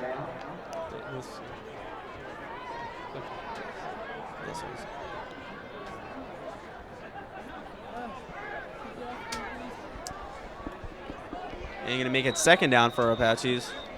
Yeah, what do you think they're going to do, man? Do you think they're going to try and run it? Or I think they're just going to try and run it again. And another Dodger update. Still down 2-5. And Guerra rolling deep. Oh, he might take this for them. Oh, has a man wide open, and this is going to be a test of, oh, where's your ankles? Touchdown, Apaches. Yeah, we're going to have Jack go cover his ankles over there. He did for Jabari. But we see Guerra making something out of nothing. I mean, finds the open man. Ahmad Lipscomb just sits there, and wow. I mean, unreal footwork and agility right there. And making it 33-14, Mr. Automatic, Christian Reyes, making it ready to make this a 20-point game at 34-14. And this Apache's offense cannot be stopped. And he does. Makes it 34-14 Apaches. That was a fantastic score by Arcadia, and all because of that one dangerous mistake of, that squib kick by Muir, and it was able to be picked up by Arcadia, give them that great field position. And then with their passing game, with Dunker able to make those thread passes and able to make some great yardage, and in under a minute, they're able to go all the way to the field and then surprise Muir with a great running game. Yeah. And able to score. Yeah, I mean, like you said, they were able. Muir was just a little bit of over coverage on the series. They only had 3 guys lined up, and I mean, it's just a numbers game at that point, 5 versus 3, and this Apache's offensive line, led by Anthony Leon, that's just unstoppable.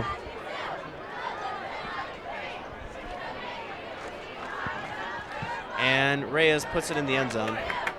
Oh my God. Get this kid some offers. All right, we have 13 seconds left in the... Maybe enough for 1 or 2 plays. Yep. Yep. I don't think we're going to see much here, although you never know. You know what? You never know. It is football after all. It can easily, Muir can easily score on this play right here. You know what'd be cool? What? If we saw like a Hail Mary right now. Just you got to be thinking Muir to be doing something like that, or they might just take a knee and end the half. Nah. Looks like they might be taking. Looks like they're in. Looks like they're in QB kneel formation. And yeah, it's gonna be a QB kneel, and this is where Muir is going to end the half. So we are going to end the half 34-14 Apaches. A complete just offensive shootout with Dylan Garrett, Robert Maxey just calling an excellent game. Oh yeah, definitely. We've seen a lot of Arcadia, of their passing game and their running game, and actually I'm surprised by that because towards the beginning of the of the first quarter and the second quarter, we didn't see a lot of the running game, but they definitely wrapped it up really well.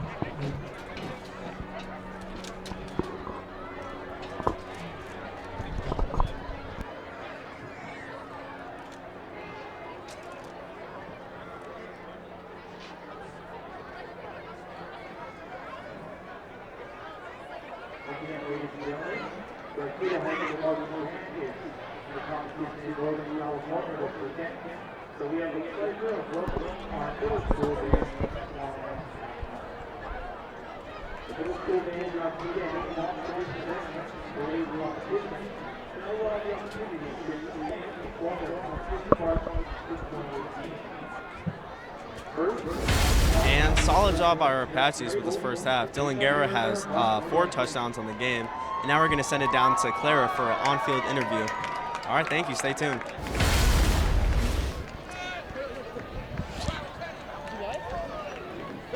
Hi, I'm Claire, and I'm here with Broski and Ahmad. You're not a quarterback, but you threw for a touchdown. Can you describe the play call and the situation on that? I mean, we was working on it in practice, and I already know we was going to score and get the tub. So you feel me? I just threw it to him, and I knew he was going to get it. You've had 2 touchdowns already tonight. Can you describe both of those plays? The first one was the pass from Broski, and we just executed because we ran it over in practice. And then the second one, that was just me trying to find space and get in the end zone. You have another half to go. What do you think you guys can improve on to keep getting the score up? Keep scoring the ball. That's all it is. Check up. Good luck. Thank you, guys. Have fun the rest of the game. Back to you guys in the booth. And now we are about to send it down to the second half. Thank you and stay tuned. Appreciate you all for watching.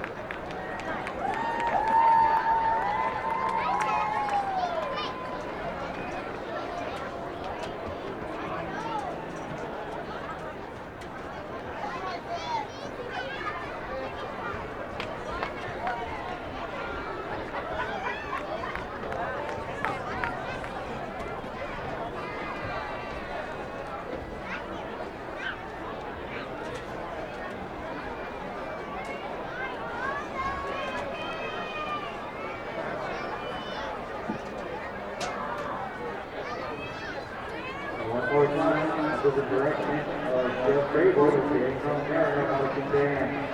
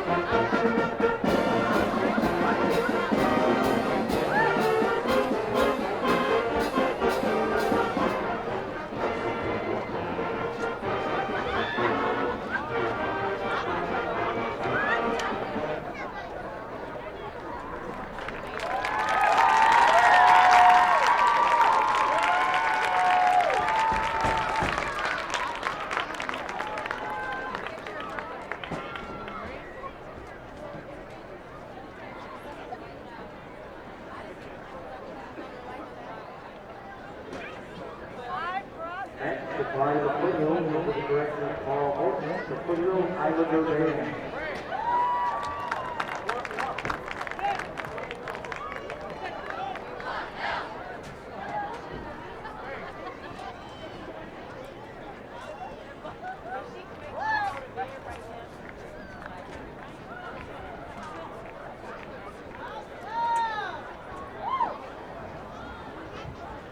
Regiment, a band of the High Brigade, fly center, quick march.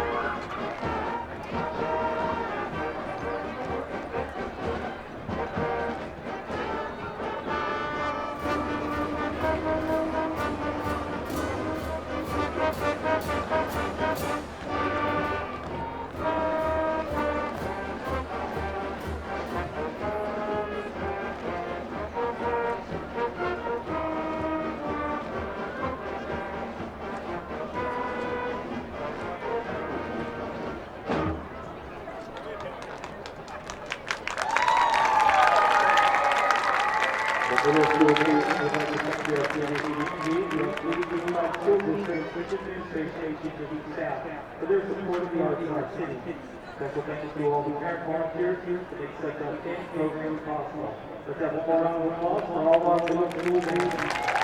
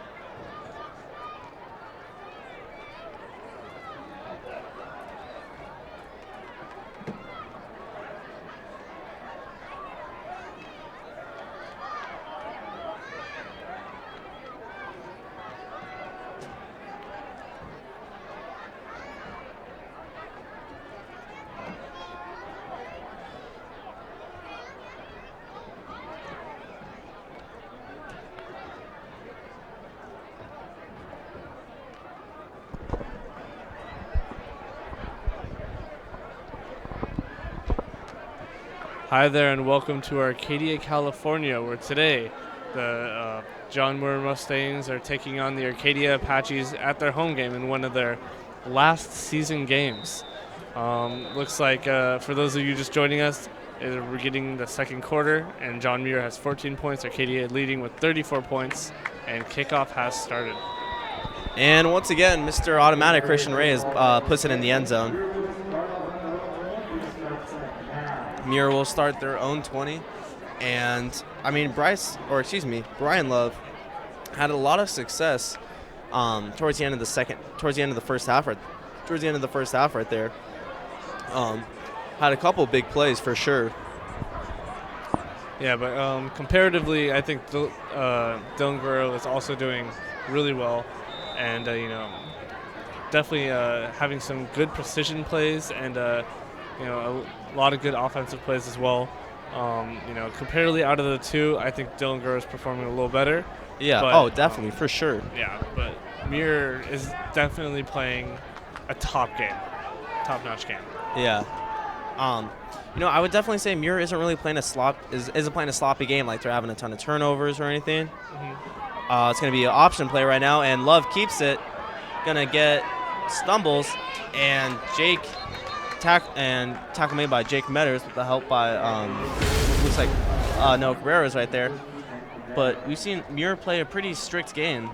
Almost gets wrapped up, and then Jake Metters with the huge blow at the end. But not a lot of fumbles, not a lot of bad snaps. But yeah, they're definitely playing. They're definitely not being sloppy at all in their gameplay. They're definitely playing their game. So I think we're seeing a really accurate depiction of Arcadia football versus Muir football. Definitely. And plays called. It's gonna step back and it's gonna launch it. Gonna be a big gain, and hits him right on the numbers. Wilson just with an absolute drop. No excuse right there. And we see Wilson gets past the defenders. Yeah, we see him get right past them, turns around, and the ball's underthrown, so Wilson has to turn around. But in the process of turning around and adjusting to the ball, just can't come up with it. Yeah, that can't feel good. I mean, that hits you right on the chest. Yeah. And, that catch should have been made. Definitely. But, there's no excuse. Gladly for Arcadia, it did it. Yeah. So Arcadia has Muir has played a little sloppy, I'd say, and Metters once again with a big hit. And Jake's just doing everything he can to stop Jolly Stevens. I mean, he's getting, looks like getting wrapped up by 53 right there, making his Apache debut. But Jake really is just controlling the middle of that field. Anything that's getting in his way is tackled. Yeah, he's definitely playing that middle linebacker role, definitely controlling the defense a lot. And which is actually really interesting because last year he played offense. And that was really great to see too. I mean, because once he got the ball, he didn't go down. Yeah. And I honestly don't know who I like better, defensive or offensive Jake. Yeah. And then Love with time to throw, steps on the pocket and takes a huge hit. And that is going to be picked off by DeMarco Moore after Love takes a lick by Chris Wilson. What a play. And there's some laundry on the field. But watch Chris Wilson at the end of this play just absolutely devours him. And DeMarco Moore adjusting on the football. And this will be going against Muir. Apache ball, baby. Yeah, DeMarco Moore, he's really stepped up this game. You can tell he's definitely using his power more this game than we've seen in the past. He's a fast player, but he's also a really strong player. Yeah. And this you can see a lot of his skill too. Just being able to see the ball, just kind of go and intercept the line and just take the ball. Definitely a great play by the Apaches. And that all really kind of starts with the Chris Wilson pressure right there. Love isn't really able to set his feet, doesn't get as much under the ball as he wants, and especially as he's getting hit, that ball takes a different trajectory. It goes more of a pop-up with the launch angle instead of going kind of like a line drive. It's a pop-up, and it's going to be a pitch to Rolandis Whitner. And nothing. Just not much room for him to run.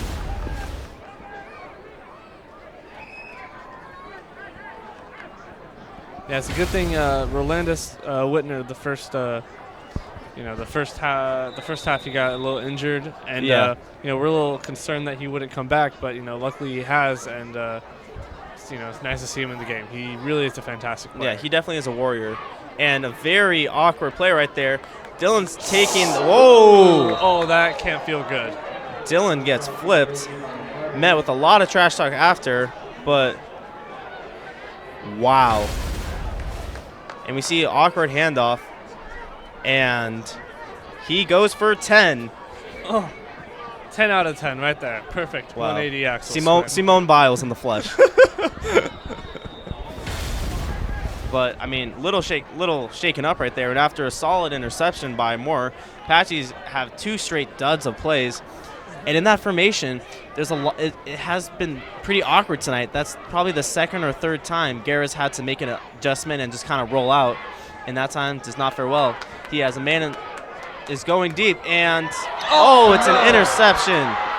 15 is going to be taking this back, and Tyrone Clark might be taking this for a house call. Nope, Jake's right there. And nope.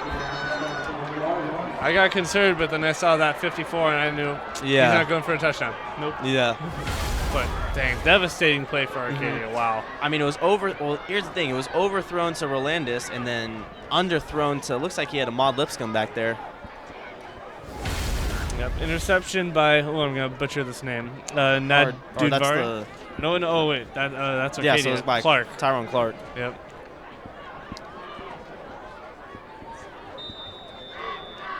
They got theirs back. Yep. So Muir is now going to be their opportunity to take it back, and it's going to be a fullback run. Goes for nothing. Jake Metters, what a play!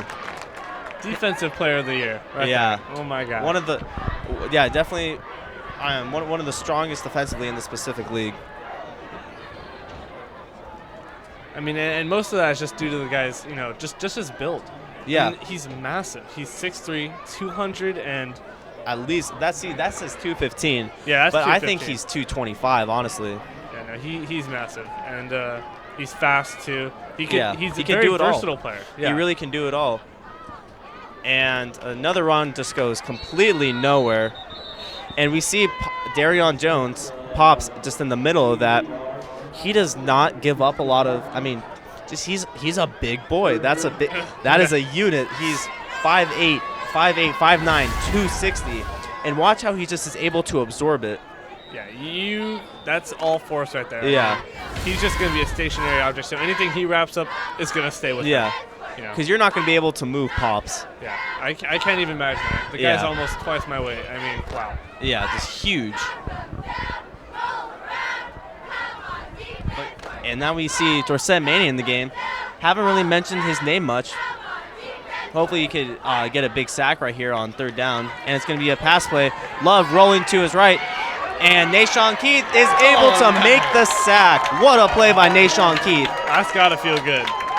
Love had the potential. You see Love, it's one-on-one right here. It's mano-a-mano, and Nashawn Keith wins the battle.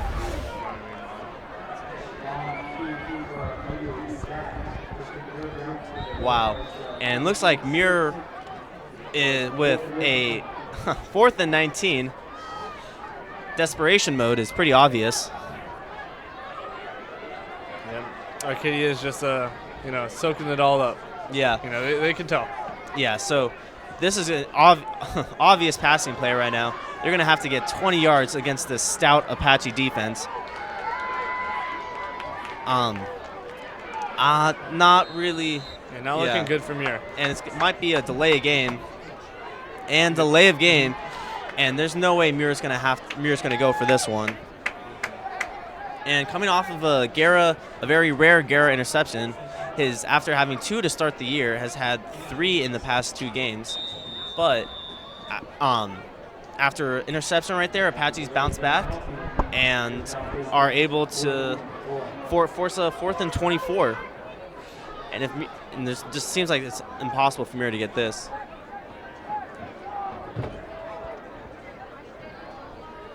And Love stepping back, looking to his right, has a man deep. That might get picked off again. And, it is an incomplete pass. The pass might have been caught outside bounds. Looks like we have a little limping over here. And yeah, so Moore. thankfully the ball's incomplete because that would have been at the 20, but it looks like that might have been in. And DeMarco with almost his second interception on the game, but a solid job defensively. And that penalty was on Muir, so it's going to be Arcadia ball with 6 left in the third quarter. And I think it's just time for Arcadia to let the run game take over, like you've been mentioning. We haven't really seen it. Just out and about. We've seen a little bit of burst here and there, but we have to. I think it's time to make this the DeMarco Moore show. Yeah, they definitely need to start using their run game because they have one, and Arcadia has a run game, but they've really been relying on their passing game. And I'm not saying that's a bad thing. It's worked out very well. Yeah, it definitely has worked. And you can see that from the score, but they definitely do have another asset in the run game that they can't exploit. Yeah, now with Deontay. And another awkward play. Dylan Garris is going to take this for maybe a line of scrimmage. Ooh, but what looks is like there was a hit after that. Yeah, Do you see that? late hit. But we see this. Don't know what Guerra's doing right now. I think he's just trying to do too much. Wow, definitely a late hit. Yeah, number 52. Yeah, Manning Jr. is going to. Yeah. But we see Dylan just trying to do too much. I think that was another example of our emotional aspect of this game. Yeah. And it's going to pass in the flat. Oh, and that's going to go for a couple yards. Oh! Breaking ankles. Wow. That was impressive. So fresh and so clean. Francisco Contreras just making him silly. Just making a man look like a boy out there. And on a 3rd and short, I want to see Deontay Bevel just get this ball and just go right up the middle. He can do it too. Yeah. I mean, the guy is slippery. He is, and at 5'8", he is so strong as well. He's fast. And this, a juke, and that is a first down. Going for more yards. Tyrone Clark keeps Ahmad Lipscomb in bounds. And after what looked like nothing, Dylan Guerra once again recovers. So on a play action right there, just absolutely evades. Looks like Mark Anderson just had his ankles absolutely broken. Yeah, he's able to make a little play out of it too. Wasn't quite out of the pocket, so he's able to do that. And Guerra is going to hand this one off to Bevel, who is met by defenders. Picks up a block by his own quarterback, and another. Helmet's off. That's a flag. That's a flag. Big block by Rolando Swiner. Lots to say on that play. Wow. Helmets went flying. Yeah. I mean, big hits on both sides. Really livening this game up. Yeah, you can see him right there. He's like, oh, nope, not going there. We see a big hit. Wow. But once again, Bevel gets right back up. And look right here. Just bam. Just pops him right on the head. And this is going against Arcadia? No way. Oh. Does the ref need new glasses? Yeah, it looks like Muir got some new teammates. Yeah. Some boys in stripes. So it looks. And that should not be going against Arcadia. Rolando Swiner with a fair block. Actually blocks him in. Blocks number 10 Humphrey right into him. What was the call? And it's going to be. Looks like it's. I'm not really sure what the call is. It might be a block in the back. Block in the pack going against Rolando Swiner, but not just with the helmet popping off. You expect that to be on Muir. Yeah, I mean, it was helmet to helmet. It wasn't shoulder to helmet. So. Wow. But so that's going to make it 1st and 25. A huge dent in the drive. But once again, Guerra rolling, has a man deep, and intercepted for the second time this quarter. Dylan Guerra making, Same guy too. Yeah. That's going to be number 2, Bullock right there. He's going to make that interception. Wow, I mean, he's been on fire today. Wow, what a play. able to tip the ball in midair and then tips it just right to himself. I'm not going to say I'm happy about it, but respect is going to be given respect where is respect given is to due. Bullock.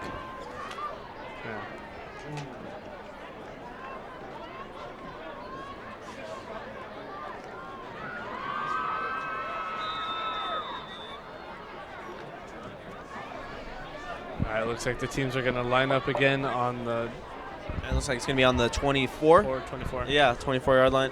Love looking to bounce back after just a complete dunce of drive before. And Stevens goes nowhere. It looks like that might be Nashawn Keith again. Or, excuse me, Darion Jones. Wow, big pops.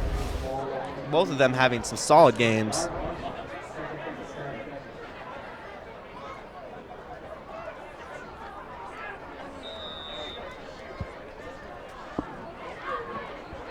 And going to make it 2nd and 7 with 3:40 left in the game. Once again, we'd like to thank our sponsors, Foothill Credit Union.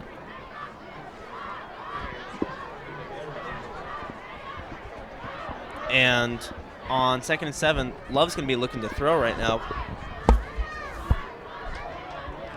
And a screen pass goes for nothing. What a play by DeMarco Moore, just stepping up and having him go for nothing. Yeah, so you see DeMarco Moore just able to getting rid of his blocker and just sweeps the ankles. Now with a 3rd and 9, Love's going to have to pass again. And what a job by this Apache secondary. Yeah, Arcadia definitely making some big plays in the second half. I think they actually recovered from this interception, make it, work for them. And Love's looking deep to his left, has a man, and over pursuit by Dylan Wright. And Torrey Brumfield able to make the tackle. But number 5, Scholl, goes for a big first down. So Love finally finding some open men on a post route. Excuse me, number 9, Snowden.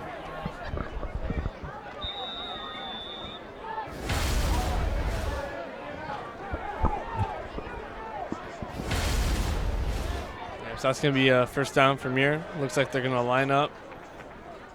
He was dropping back. And option play goes for nothing. Jake Metters with his 50th tackle of the game. I'm just kidding, but with probably... It could be very well. Yeah, it could be. Seems like we're mentioning his name every time. Yeah, he has some really good, along with his, obvious athleticism, he has some really good play recognition as well. And, and that's what you really need in a middle linebacker. You need them to recognize those plays and shut them down. And I think he's doing an excellent job at that.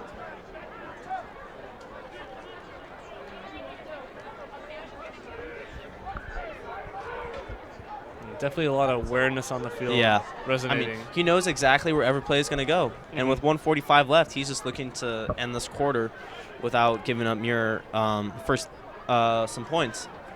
And Love has some room. Oh, Nashawn Keith is not able to make the play. Possible blocking back. Ooh. And boom! That was beautiful. Nice job for Chris Wilson. Wow. I want to see that again. I mean, so you see Love just goes to his check down. Yeah, so Love has to go to his check down. And Chris Wilson, and there goes some brain cells. For where he's going, for all those football scholarships he's going to get, he won't need them. Yeah, exactly. But he is a bright kid, actually. I know him since elementary school. Yep. We've all grown up. I mean, all of us are Highland Oaks kids. Yeah, didn't we all play on the same team, too? Yeah, we all play on the same flag football teams growing up. But anyways, on a 3rd and long, Love having to throw, has Barreras coming his way, spins out, and what a play by Robert Barreras. And an injured Muir lineman, 53. Ramirez is down right now, possibly for having an ankle broken. Yeah, if we could take another look at that. Not sure what happened there, but definitely a great play by Arcadia. It looks like he was going to over pursuit there, but, he ended up just wrapping him up at the ankles, which you got to do in plays like that. And, wow, just an excellent play. But, yeah, you can see the downed Muir play over there, and athletic trainers are working on him. Looks like our athletic trainer, Jack Sessions, out there as well, lending a helping hand. But what the trainers really need to do right now is just get him off the field and let the play continue. Looks like it might just be a muscle strain, you know, so it should be very easy to transfer off the field. Mm-hmm.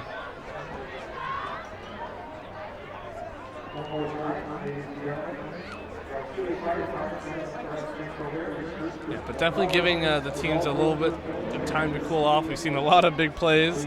Chris Wilson coming out of nowhere, just ducking the guy, and wow, I mean that's the kind of stuff, you know. If you ever have like football dreams like I do, Yeah, you know, that's what I dream of, just getting that blindside hit. exactly. Oh my God. That must feel good. Also, don't be shy when it comes to attending the haunted houses. I believe it's this weekend at Arcadia High School, and come through and get your scare on.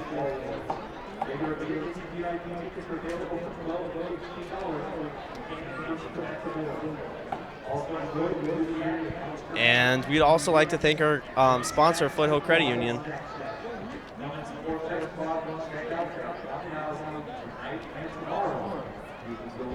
So yeah, players still down on the field. Looks like it might be a little more serious than we first thought, but he is moving the leg. He does have a little bit of mobility at the knee, so it can't be anything broken, except for maybe the ankle. But that's, I mean, I saw the play a little bit, and it didn't look like his foot got trapped. Yeah. No, I mean, he'll be fine. Yeah, he should be fine. But the worrying thing is that they're not taking him off the field, which means that he either must be in a great deal of pain or, oh, look at Arcadia over there. They're just dancing it off. They're having fun. Look at those guys. Those guys, you know what? Those guys just like to have fun.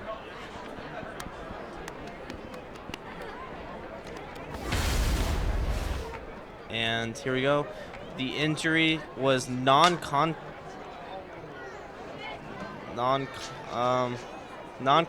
injury. Oh, wow, yeah. Not really sure what it was. And thankfully, he's able to get off the field on his own power. Just not sure what happened there, but hopefully he's all right. Wish him all the best. Yeah, my money's on, I think it might have been a really severe cramp. Yeah. You know, definitely not enough hydration.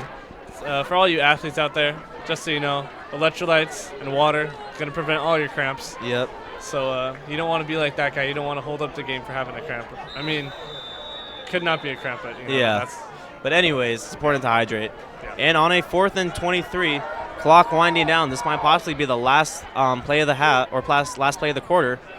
And it's a punt to Orlandis. He might have a chance to return this. Orlandis gets it from the 30, bobbles it, and oh my God! I think Arcadia recovered. Wow, Arcadia might recover this football, but Orlandis Whitener just blindsided right there. Just, oh man. You ever see the movie Blindside? Yeah. It's like 10 times worse. Yeah. Because you're moving, people are moving against you. You got the opposite direction. Yeah, just not sure. Orlandis Whitener, you know what? He's too good for his own. He's just too good for himself, because what happens is that he sees something. So the way, it seems like he works is that he finds a gap before the ball comes to him. So he knows what he's going to do with the ball before he gets it, and he just moves too fast for the ball. Just moves too fast without just having complete control of the ball first. Yeah, I totally know what you're talking about, Matt. Yeah. The guy is all motion. He knows he's fast. He knows he's got to find a pocket, but during that play, it's kind of hard to think when you get the ball and you're just kind of going, whoa, where do I go now? And for that play, there's nothing he really did wrong. And bounces it outside. DeMarco Moore, wow, so strong. And this brings us to the end of the 4th quarter. But you see DeMarco Moore bouncing off guys left and right, taking that off of the C gap, and just any other guy that would be torn away and be a fumble, and an injured Apache. Oh man, today is a day for injuries. Yeah. I'm usually working the sidelines with sports medicine, and man, usually nothing like this happens. Today is it looks like possibly another cramp. Yeah, definitely a cramp. You can tell. This was another non-contact injury. He's not ripping in pain. He's got full range of motion. It's definitely a cramp. Looks like a hamstring cramp by the look of it. Yeah. Just out of a thing of courtesy, the Arcadia athletic department always likes to, run out there and lend a helping hand, even if it isn't necessary. Luckily, Muir is a pretty advanced in terms of, their athletic department. Yeah. They're able to afford athletic trainers and, keep them employed. And that's an important thing because a lot of schools don't have that. Yeah. And even with schools that do have that, Arcadia still likes to lend a helping hand. And that's why you see some of our athletic trainers out there. And DeMarco Moore able to get off the field pretty quickly. Give that boy some mustard and some water, and Yeah. he'll be good to go. The mustard special from Jack. If you don't hydrate, you have to, those mustard packets that you get at fast food restaurants, you have to down a packet of those. And Yeah. that's your punishment for not hydrating. Yep. And Rolanda Swidner on the bottom part of the screen with a one-on-one matchup right there. It might be looking to go deep to him right now. And it looks like this will be the final play of the third quarter. And never mind, it's going to be the third quarter right now. And with the score of 34-14, our Apaches are looking just to run this game out. Was this a non-scoring quarter? I believe so, or it might have been one touch. Oh, okay. No, you're right. Yeah, Yep. No, you're right. A non-scoring quarter. First one we have had so far.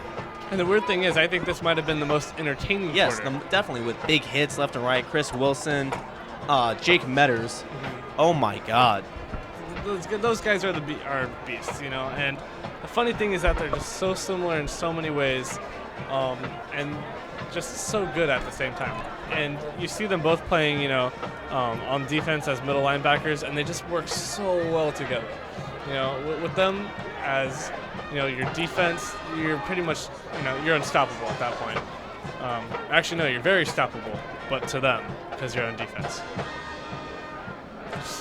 All right, looks like both teams are going to line up now. Going to get the fourth quarter rolling. And might be just expecting them to run the clock out right now, just to want to keep all the guys healthy and safe, and just get this game over with, and then move on to CV next week, our real big rivals. And DeMarco Moore takes this and makes a man miss. Wow. See, I've been waiting for DeMarco Moore to start getting, Deontay Bevel. Yeah, let's see. What That's is, gonna be the way he was one, running, I thought it was going to be, I thought it was DeMarco Moore. 3 and 4 puts him down. Yeah, no, this guy, I told you at the beginning, I mean, this guy is slippery. Yeah. He's like butter. Just a complete character on and off the field, plays with a lot of emotions. And just look at the look in his face of how intense he is. He's ready to go. He's ready to go back in there. Don't get me started on this guy. I had 2 classes with him. He is a goofball. Yeah. He's funny too. Definitely. And Guerra sending back to throw. This is going deep. And that's PI. Yep. Is there a flag? Yeah. Looks like Wilson with the PI right there just held on to. Looked like that was a mod. Yeah, it looks like. Oh, excuse me, Dylan Wright. Number 4, Dylan Wright. Yeah, Wilson held him. Obvious as ever. Right in front of the ref. Yeah, so Arcadia is definitely going to get some yards back on that. And going to be moving forward.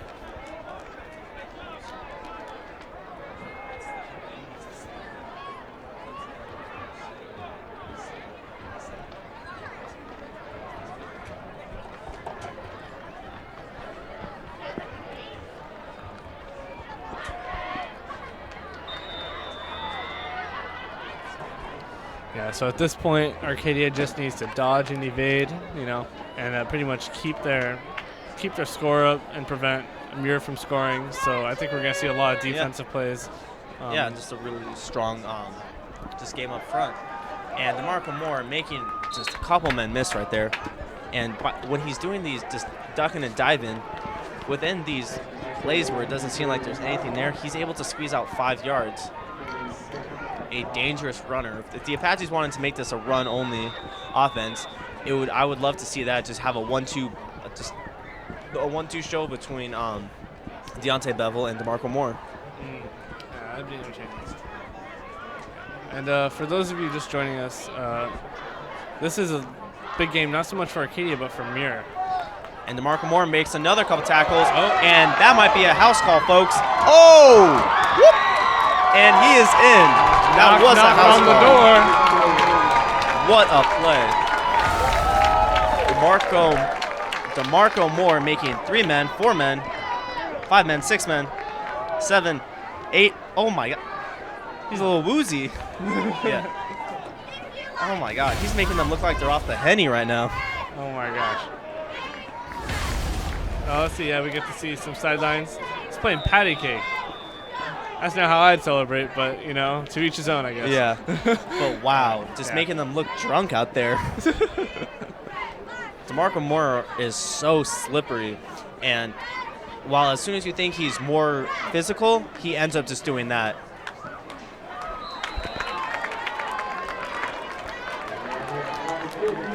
All right, and the extra point is good.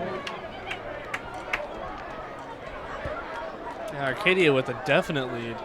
This is definitely unexpected. I was expecting the game to be a lot closer. You know, John Muir is a good team, and you know, this game's going to mean a lot to them because if they lose, and it's looking like it's going to be that way, but you never know. You know, then they're out of playoffs. You know, they're not going to be able to get their spot on playoffs. But Arcadia, they're going to continue to go on, and next week is actually going to be a very interesting game against CV, Arcadia's rivals, and that's not a game to miss. You know. Yeah, and then we're going to watch Christian Ray is booted away right now. But, yeah, looking forward to CV next week. It's going to be a hell of a game, I think, but it's definitely not going to be as great as the game last year. I mean, last year is still the best football game I have ever seen in my life. Next week, CV, don't miss it. I know you will be missing me, though. Yeah.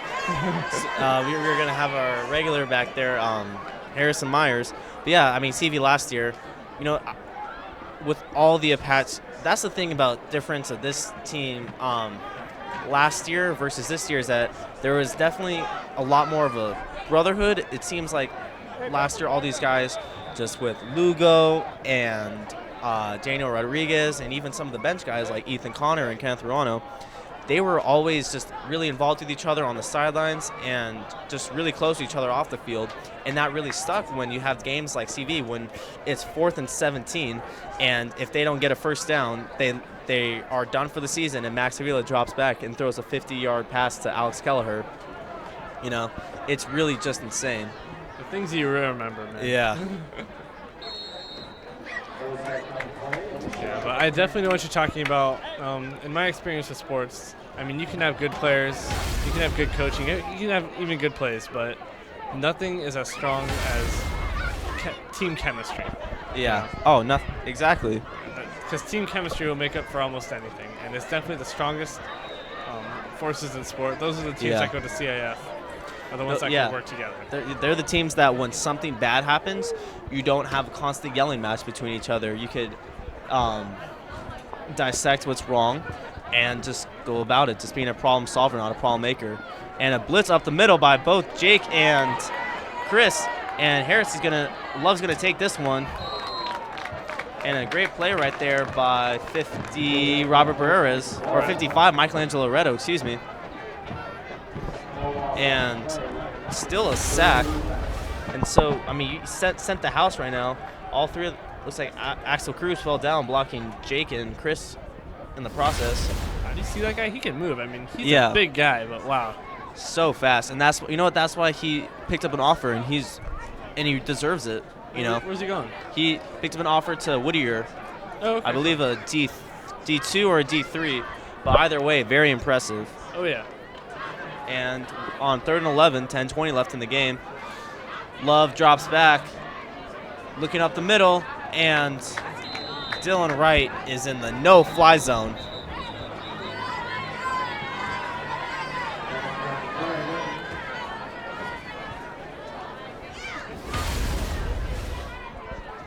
can see the quarterback dropping there, trying to launch that pass, but it's just not going to happen. Nope. Probably a good thing it did it because it feels on point. It feels on point for the receiver. That would have been ugly. Yeah, no, it would have gotten intercepted. Yeah. 100%. Or if he caught it, Dylan Wright would have just made a huge hit. Yeah, the safety was ready for that. Yeah. Oh, and a roughing the passer penalty, making it first down. Well, a sloppy play right there from our Apaches. But 41-14 on the game. Now our Apaches are just looking to end it and just head on to next week. And, right. Oh, nice. Oh, house call. Ooh, what a play by Lil Tic Tac. Torrey Brumfield steps up, and it was almost looked like Love was targeting Torrey right there. It was such an awful pass. Wow, fantastic play. Number 7, Torrey Brumfield. Yeah. Just wow, he saw it. He took it. I mean, I almost feel bad complimenting the guy because I mean it was just such an easy interception too. Just right to him. I mean, it looks like Torrey ran a 5 and in, but with his, I believe that's his 3rd or 4th pick on the year. I mean, Torrey Brumfield really a standout for this Apaches team and stepped up. You know, I mean, wasn't much of a factor. Was a little bit of a factor last year, and finally, just stepping into some big shoes, and this is successful. Man in motion, Orlando Swinner goes. And it's going to be a run to Deontay Bevel, not going down without a fight. And Dorsett, with a little bit of help from Dorsett Manning right there. Looks like there's still a player on the field. And a player down, getting up. And with 9:49 left in the game, Apache's looking just to run this clock out. But now we get to see how good their run game is. I mean, something you've been mentioning throughout today. They've just been heavy on the pass early just to build that big lead. But now we get to see how explosive these guys are. But it is sad to say that Jabari Kindle, after heading out early, was done for the whole game. And Deontay Bevel keeps on fighting for yards and might be close to, gets down to the 11, making it a manageable 3rd down right there. Yeah, if anything, Deontay is just relentless. You know, the guy's persistent. Yeah. He won't go down. You know, and that's an impressive thing for being such a small guy. Yeah, I mean, he really is just the pit bull. Just kind of has that mentality. Yeah. Of just being a real dog. You know, it's kind of just a Marshawn Lynch. Yeah. Just a Marshawn Lynch cockiness and just personality and just the way how comedic he is. Oh, all the way. And Dylan off 1 foot throws it and throws his 3rd interception of the game. Wow. Garrett has just not been good the second half. Yeah, he's been, you know, he's either really good or really bad, you know, and that was definitely a pressured play. You could tell as soon as it left his hand, he regretted it. Yeah. He's doing too much. Yeah, no, he is doing too much, and he's just got to take a step back, realize that the game is won and that it's not worth it to do these kinds of plays. He really just needs to just take a step back, take a breather, and continue doing what he's doing. But he's made a lot of amazing plays. He's made a lot of not so amazing plays. Yeah, and that's the thing about Guerra is that he's still learning. But that's one thing that was really impressive about him about this year is that he never tried to do too much. He always tried to stay within himself. And now it seems like the play gets a little shaky. He resorts to going for the big play, and it does not work. And a screen pass at the line of scrimmage, and a big hit by DeMarco Moore. Just wraps him up. Yeah. It's Mortal Kombat's Jalik Stevens. And watch how DeMarco Moore fights off the block, hounds him, and just thrashes him to the ground. Yeah, Matt and I have been a big fan of DeMarco Moore of this game, and this is why. I mean, these are the plays why. Just look at that. Look at that. Wow. Just wraps him up, takes him down. There's no what ifs about it. I mean, like sometimes you'll get players just kind of, just half wraps him up and just lets him go, but not DeMarco. No, he's there till the very end. He's hungry. It's gonna be an option that goes back to Jalik. It's gonna be successful, and a big hit by number 11 Noah Cabrera. have a player on the field. Oh, he's up. Nope, he's up. That was DeMarco Moore. You can kind of see him in the beginning of the play coming in all the way. He ran across the entire field. So fast. And making it 7:48 left in this ball game.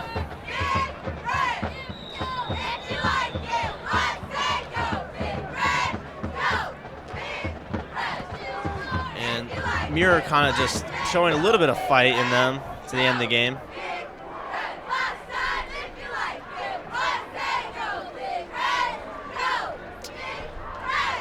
And Love has, blitzing Torrey Brumfield.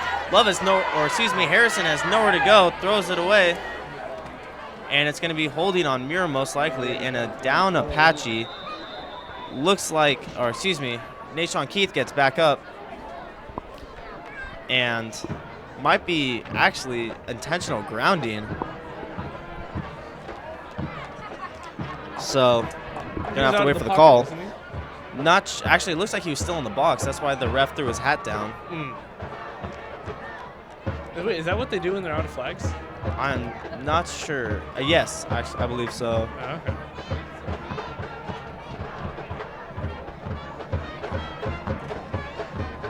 Yeah, only in games like these would refs run out of flags. Yeah.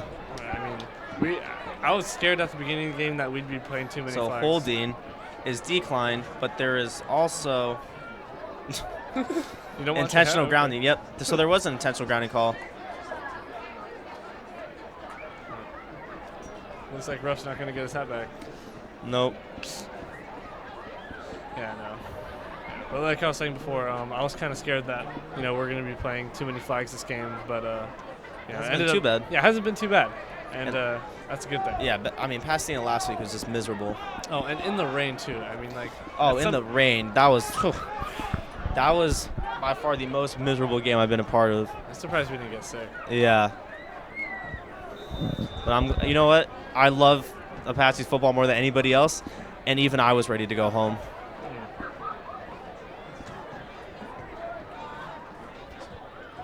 And on a 2nd and 36, Harris looking to do anything, and just goes nowhere. Just thrown down by Chris Wilson. Oh my God! Do you see him? He was cornered. He had Deontay Moore on the right and Chris Wilson on the left. I mean, once you see those guys, you're just kind of like, "Whoops, my bad. Sorry, hands up." And he's like, "I'm gonna go for it." No, I don't think so. Just taking his lunch money from him. Pretty much, dude. That looked like one of those like alley scenes. Yeah.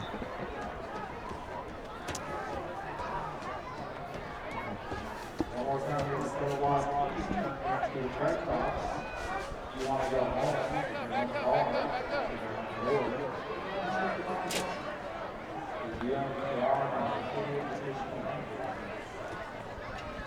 And on a 2nd and 36, Harrison rolls and finds nobody open. Jake Metters is wrapping him up and takes him down with, I believe that's actually Jake's first sack on the game. Dude, the guy looks like a teddy bear in Jake's arms. Just looks like an infant. And you see Jake just does an excellent job wrapping up and finishing the play. Making it 4th and 32. I believe that was, I guess he got a couple yards right there. But anyways, I mean, this has been, I believe, Jake Metters. I mean, we've seen, I think this really is the Apache's best game defensively. Defensively, by far. I mean, even though they've given up 14, they've just been able to make plays when needed. Yeah, well, they've given up 14. Not missed tackles, yeah. But this is a really good team offensively. All this team, Muir is all defense, all offense. I mean, and it's really hard to defend against the team, and I think Arcadia's done a fantastic job about that. Yeah. And now we're just gonna watch Arcadia maybe start putting the second strings in, possibly. Nope, looks like we're staying with their first strings. But now we're just gonna watch Arcadia finish this game. I think the mentality on both these teams is pretty apparent. Yeah. John Muir, they're either accepting defeat or they're getting pretty desperate. If I were them, I wouldn't lose up hope, because I'd start getting pretty desperate, because I mean, this is their last chance to go into the playoffs. This is it. I mean, Apache's looking to, knock on wood, but looking to get in there and hopefully do some damage this year in the Division 8. Last year came up short against Catella after going up by 3 touchdowns. Just weren't able to seal the game, and very, very sad ending. But hopefully that's changed this year, just with the improved discipline of this team. And we could tell that, and even with the play of Dylan Guerra, with Dylan Guerra back there, he's just been so successful. And even after a couple mistakes, we still have a ton of trust in him. But the picks can be an issue when you're playing really good teams like Catella or just whoever else they face in the future when it comes to the playoffs. And speaking of picks, we've seen a lot of interceptions. Yeah, 3. 3 this game, 2 last game. Really, only 3? I thought it was like 5. No, not that many. Felt like 5, but Yeah. There's anyway. Regardless, a lot of interceptions this game. And a high snap. Guerra makes Mark Anderson miss, heads up field, and goes for almost a first down. Makes something out of nothing once again. And he can't sacrifice his body. Yeah. Like that. I mean, he's a passer. He's got to do those fancy NFL slides that you see. Mm-hmm. And instead, no, he just jumps right into it. And right there just gets lifted. But what that's where I really see the Max Davila influence on him, is how physical he is. And the game's already been sealed, but now the Apaches are just looking to hopefully just end the game with the ball in their hands. And a run up the middle is not going to go for a first down. Deontay Bevel is short. And they are going to be sending out the punt team right now. Most likely, yeah. No point in trying to get a. No. When you have, you have nothing to gain at this point. They kind of have everything in the bag. They're just trying to like we've been saying, we're trying to beat, just beat it. What was that expression? Beat it with a dead stick? Yeah, beat it with a dead stick. Yeah, anyway. Beat a horse with a dead stick. Yeah, beat a horse with a dead stick. Apaches are just trying to run down the clock, get this game over with, keep their lead, and just put Muir's dreams of, playoffs to rest. Yeah, and Christian Reyes almost has that blocked, but takes an Apache roll and heads back a little, so it's going to be down at the 22, and most likely going to be the last possession for Muir. But yes, some players to highlight out today is Darion Jones. What a game. Just being able to stop Jalik Stevens. Jalik Stevens has had a couple screen passes. You see Max Davila just helping out Rowe right there. Darion Jones has really clogged Jalik Stevens, and I don't think Jalik Stevens, besides a couple runs here and there, he hasn't really done much. He's been getting a ton of carries, and just hasn't done anything, in my opinion, besides two screenplay passes towards the end of the second quarter. Yeah, and here we have Harrison back in the game, looking deep. Cavallero getting tested. And a great job by Ty right there. Overthrow. Yep, overthrow right there.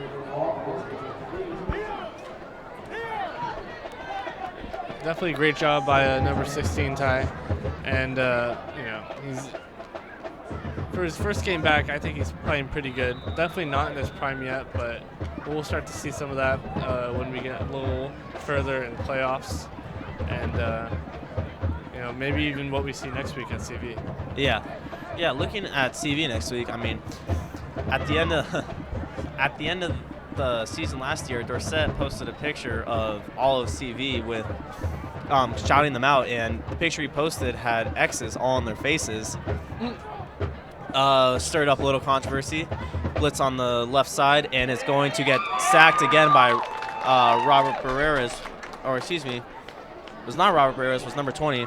But anyways, his number is not listed, or his name is not listed on Max Reps. But yeah, so Dorset posted a picture with X's on all of CV's faces, and they didn't like it very much. But what are they gonna? They finally have now to prove all the trash talk. Mm-hmm. Definitely going to be an exciting game. Yeah, oh, for sure going to be exciting. It's going to be very personal. But, I mean, that CV team is nowhere near as good as they were last year. They lost to Burbank, I believe, 45-28, and we whooped Burbank. Yeah. I mean, we could have just put up 60 on them if we wanted, the way we were playing. But yeah, I mean, the specific league it looks like it might be kind of heading downhill a little. It's kind of just falling on a third down, an option play that goes nowhere with 1:53 left in the game. Gotta expect Muir to go for it. I mean, they have nothing to lose. But yeah, the way this Pacific League is looking, it's not as competitive as it was a couple years ago. I mean, I really felt like the peak of it was the Nico Hillier and Rayshawn era. And when you have Burroughs just with 4 or 5 offensive linemen above 240, 250, now it's just is getting weak. But it could also just be how good the Apaches are. I mean, with the new guys that they've been adding. Oh, yeah, tons of new guys, tons of new talent. Yeah. And it is going to go for a first down. Great job by, looks like Andrew Harrison is back there throwing. And number 9, Snowden. Yeah. Great catch by him, too. That's going to be first down for Muir. And with 1:10 left in the ball game, a couple plays, and this game will be over. And the Apaches will head on to 7-2 on the year, and the Muir Mustangs will go to 6-3, potentially knocking them out of playoffs. But it's just going to have to depend on how CV and Burbank ends the year as well. And what a play! Wow. Nowhere to run for the QB Love. No, nope. I mean, I feel so bad we do not know his name, but Brian? is that Brian Marone? Usually Brian Marone's at safety. Yeah, so we do not know his roster, or excuse me, we do not see his name on the roster, but number 20, I will definitely have his name by the time next week comes around, has played absolutely over his head. And this looks like it, with 15 seconds in the game, this might be the last play, and we can finally end this day with the dub. And targets Ty, and that will not be the last play of the game. Second time Ty Cavallero has been targeted. And a no-fly zone over there. Oh, yeah. That could have been, that could have easily been picked. Wow. Or not easily, but that would have been, that would have been an impressive pick. That would have been an Odell catch if he intercepted that ball. Yeah,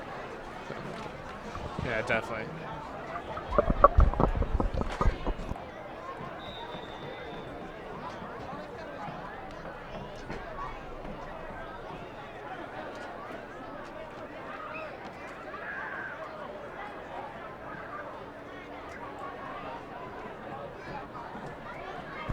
And on the last play of the game, Wilson comes back across the middle of the field, and not the final play of the game with 2 seconds left. Yeah, Muir definitely getting desperate. Yeah, Muir getting desperate. They have 2 seconds on the clock. Yeah. I don't know. I think they have a chance, Matt. I don't know. No, but definitely good game by Muir, good game by Arcadia as well. If Muir's able to come back, then it's possible for me to get an A in apes this year. Who do you have? Definitely a Bo.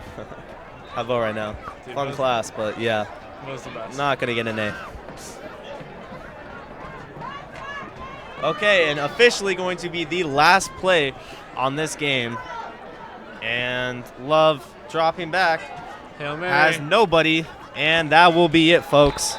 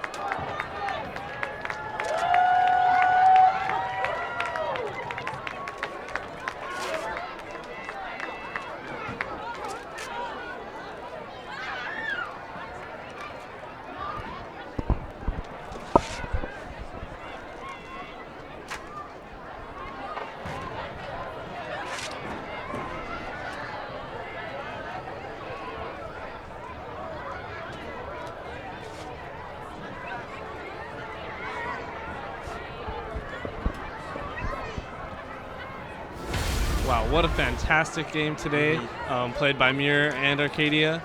Just a little recap, we saw a lot of versatility in the teams. Big shout out to Deontay Bevel, Jake Metters, DeMarco Moore, just a bunch of players that really stepped up and took advantage of the game and just really played their best. All right, now we're going to send it down to the field for an interview.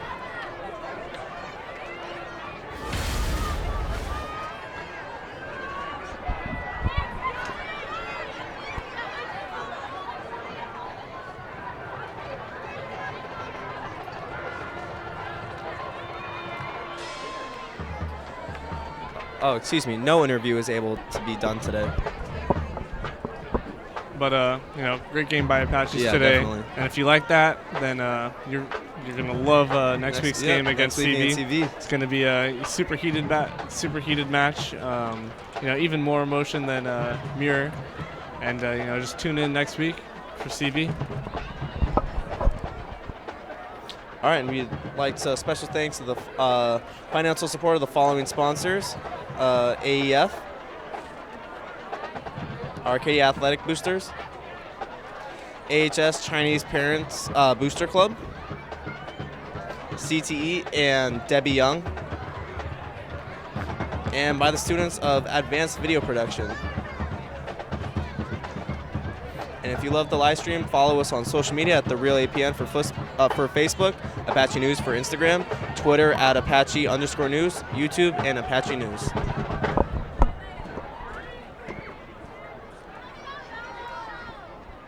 And Foothill Credit Union.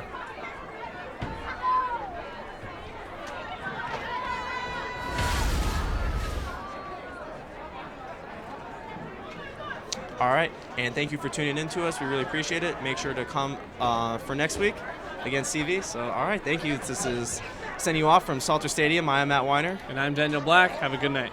Thank you. And Arcadia wins.